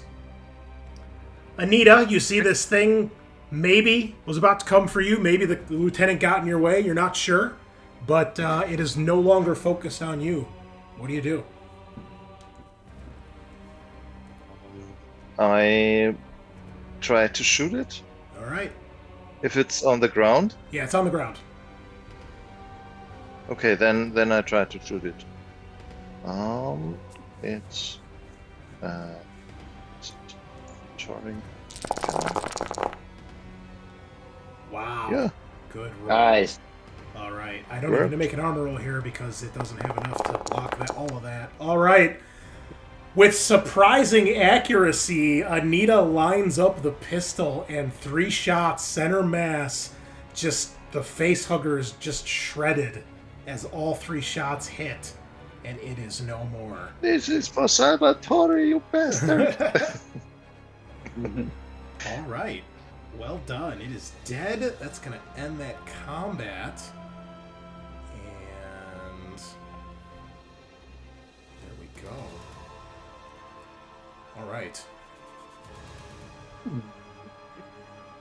Do we notice if there's anybody that has a facehugger still on them, or it is not chest bursted? There are a few people, maybe 2 or 3, that have facehuggers on them actively right now. All right. The Commandant's going to go around and shoot them. Okay. Put them out of their misery. All right. I'm going to use the bathroom really quick if you guys want to discuss what's about to happen here. I believe the Commandant has some talents here that might be helpful, too. So if you want to share with the class, I'll be right back. All I'm gonna say. He was kind of. All I'm gonna say. I want to get every single one of us the fuck out of here. I get that they're already fucking dead. Just make it painless for them. They're already gone. Plan. So yeah, that's the plan. Hopefully shoot them so something doesn't burst out of their chest. And so it doesn't attack us. I'm just trying to minimize their suffering. Those of you that don't have hazmat suits should be getting out of there and closing the door. Yeah, and take out. Yes, Yeah, that too. that's also part of the plan. And pull out Salvatore. Yeah, I can't do anything for him inside there. So you need to get him out here. Anita, get Salvatore out of here. He's too heavy. You have to help me. Of course. What? You think I'm just Okay, gonna leave I you to do drag this him- alone? I drag him out. I try Puta to. madre.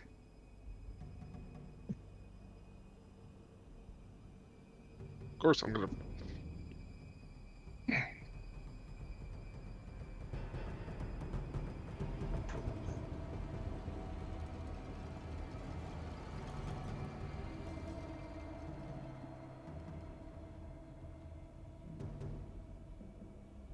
So who's got suits on, and who's does not I got have suits. suits on?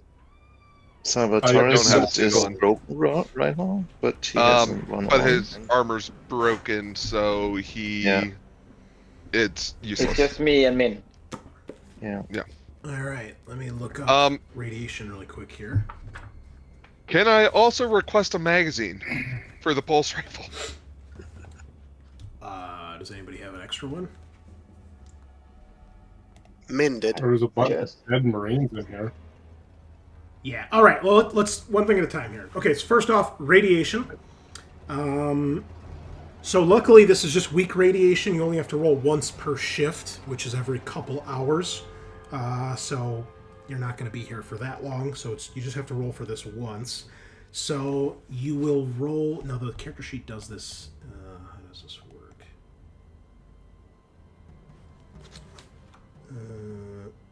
I think you right click on the blip. Okay, so Correct. you gain.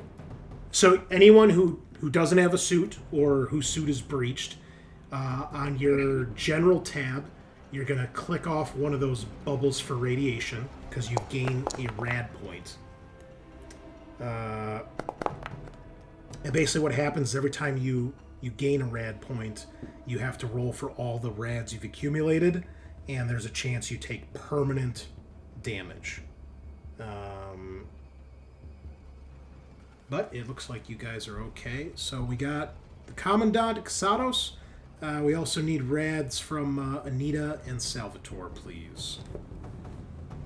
How do you roll it? I don't get it. You just click the bubble where it says radiation. Just add, Bubble? yeah, on your general tab of your character sheet, Ah, it'll automatically roll the dice. okay now. Oh, okay, I have one. And I think it's if you roll a 6 on Anita, that dice, right? you take a point of damage. Okay. So you guys are okay. Then I will roll the heavy machinery roll for Min. Let me see what she has to roll here.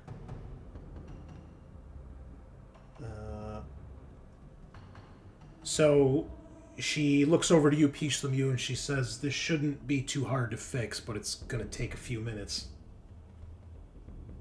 Do you need help? She's like, yeah, hold this here. I got to seal this. There's a breach. And, she's got the cutting torch to try to seal something, and then she's going to basically slap like a slab of metal on top of it. All right. You see she's really focusing. You can see her sweating underneath the hazmat suit. She's like squinting her eyes as she's trying to, see in it's kind of dark in here. Covering her face when she's got the cutting torch out. but the two of you are able to get that thing sealed. Takes a turn, so it's a long 10-15 minutes while this is going on. What is everybody else doing while they're working on the reactor? I mean, if everybody's back into the airlock to the reactor, I'm just gonna sit down and start sharing stories, trying to calm everyone down, talk about how I got chewed out by a gunnery sergeant for thinking I was some hot butter bar, all that fun stuff. Okay, so you're gonna rest. I think it's safe to assume that is what Salvatore is doing, because he doesn't have much of a choice. What about Anita, Volkov, and Balazs? What are you guys doing? Volkov's gonna see if there's anything useful on the Marines. Okay, so it looks like these Armor's Marines... intact. The Marines obviously hastily assembled to come down here. You're guessing they tried to wipe out the infestation when they learned the nest was here. And they did a pretty good job, all things considered. You don't see any more biodrones. They clearly killed all of them or scared them off. And they destroyed most of the eggs. You finish executing the few people that have not been chest bursted. It's a sad state. It's probably a little shocking for some of the other players, but with your combination of killer, merciless, menacing, and overkill, the Commandant has no problem doing this. The Marines were all equipped with pulse rifles, and they do have armor. However, a lot of their armor's fucked up, so there's 7 of them. Roll me 7d6. Any 6s means their armor is still intact and usable. I yell into the reactor, if there's any mags, get me some. Yeah, they would. I mean, they'd each have 1 in their... Oh, wow. Terrible. Okay. But there are 7 working pulse rifles with ammo. I can take one. What was that? Yeah, so there's 7 pulse rifles, and each of them has an extra reload on them as well. So... We'll take a reload. And does the fine doctor have a weapon yet? I'm taking one now. Okay. So if you weren't... Volkov's And I also have a cutting torch. All right. And Volkov, I can take a reload. roll me a d6, please.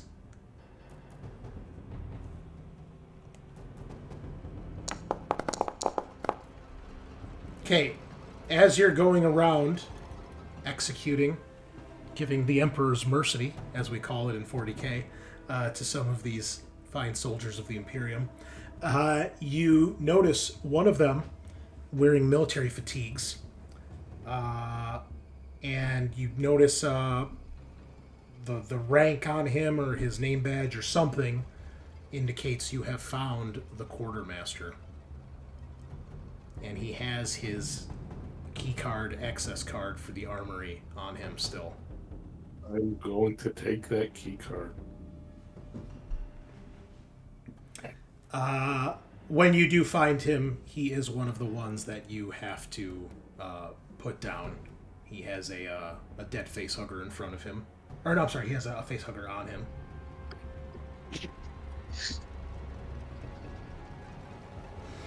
And eventually, Min gets the reactor repaired. For Anita, Casados, Salvatore, and Balazs, you can each reduce your stress by 2 because of Casados' banter talent, and you can each regain 1 health if you're missing any health. Thank you.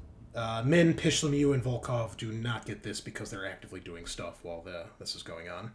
So, but Volkov then hands out all these pulse rifles, so you guys at least are all armed with decent weapons, and I mean, everyone should have at least 1 clip of extra ammunition at this point. Volkov, Commandant, sir. I need some mags. Yes. Please.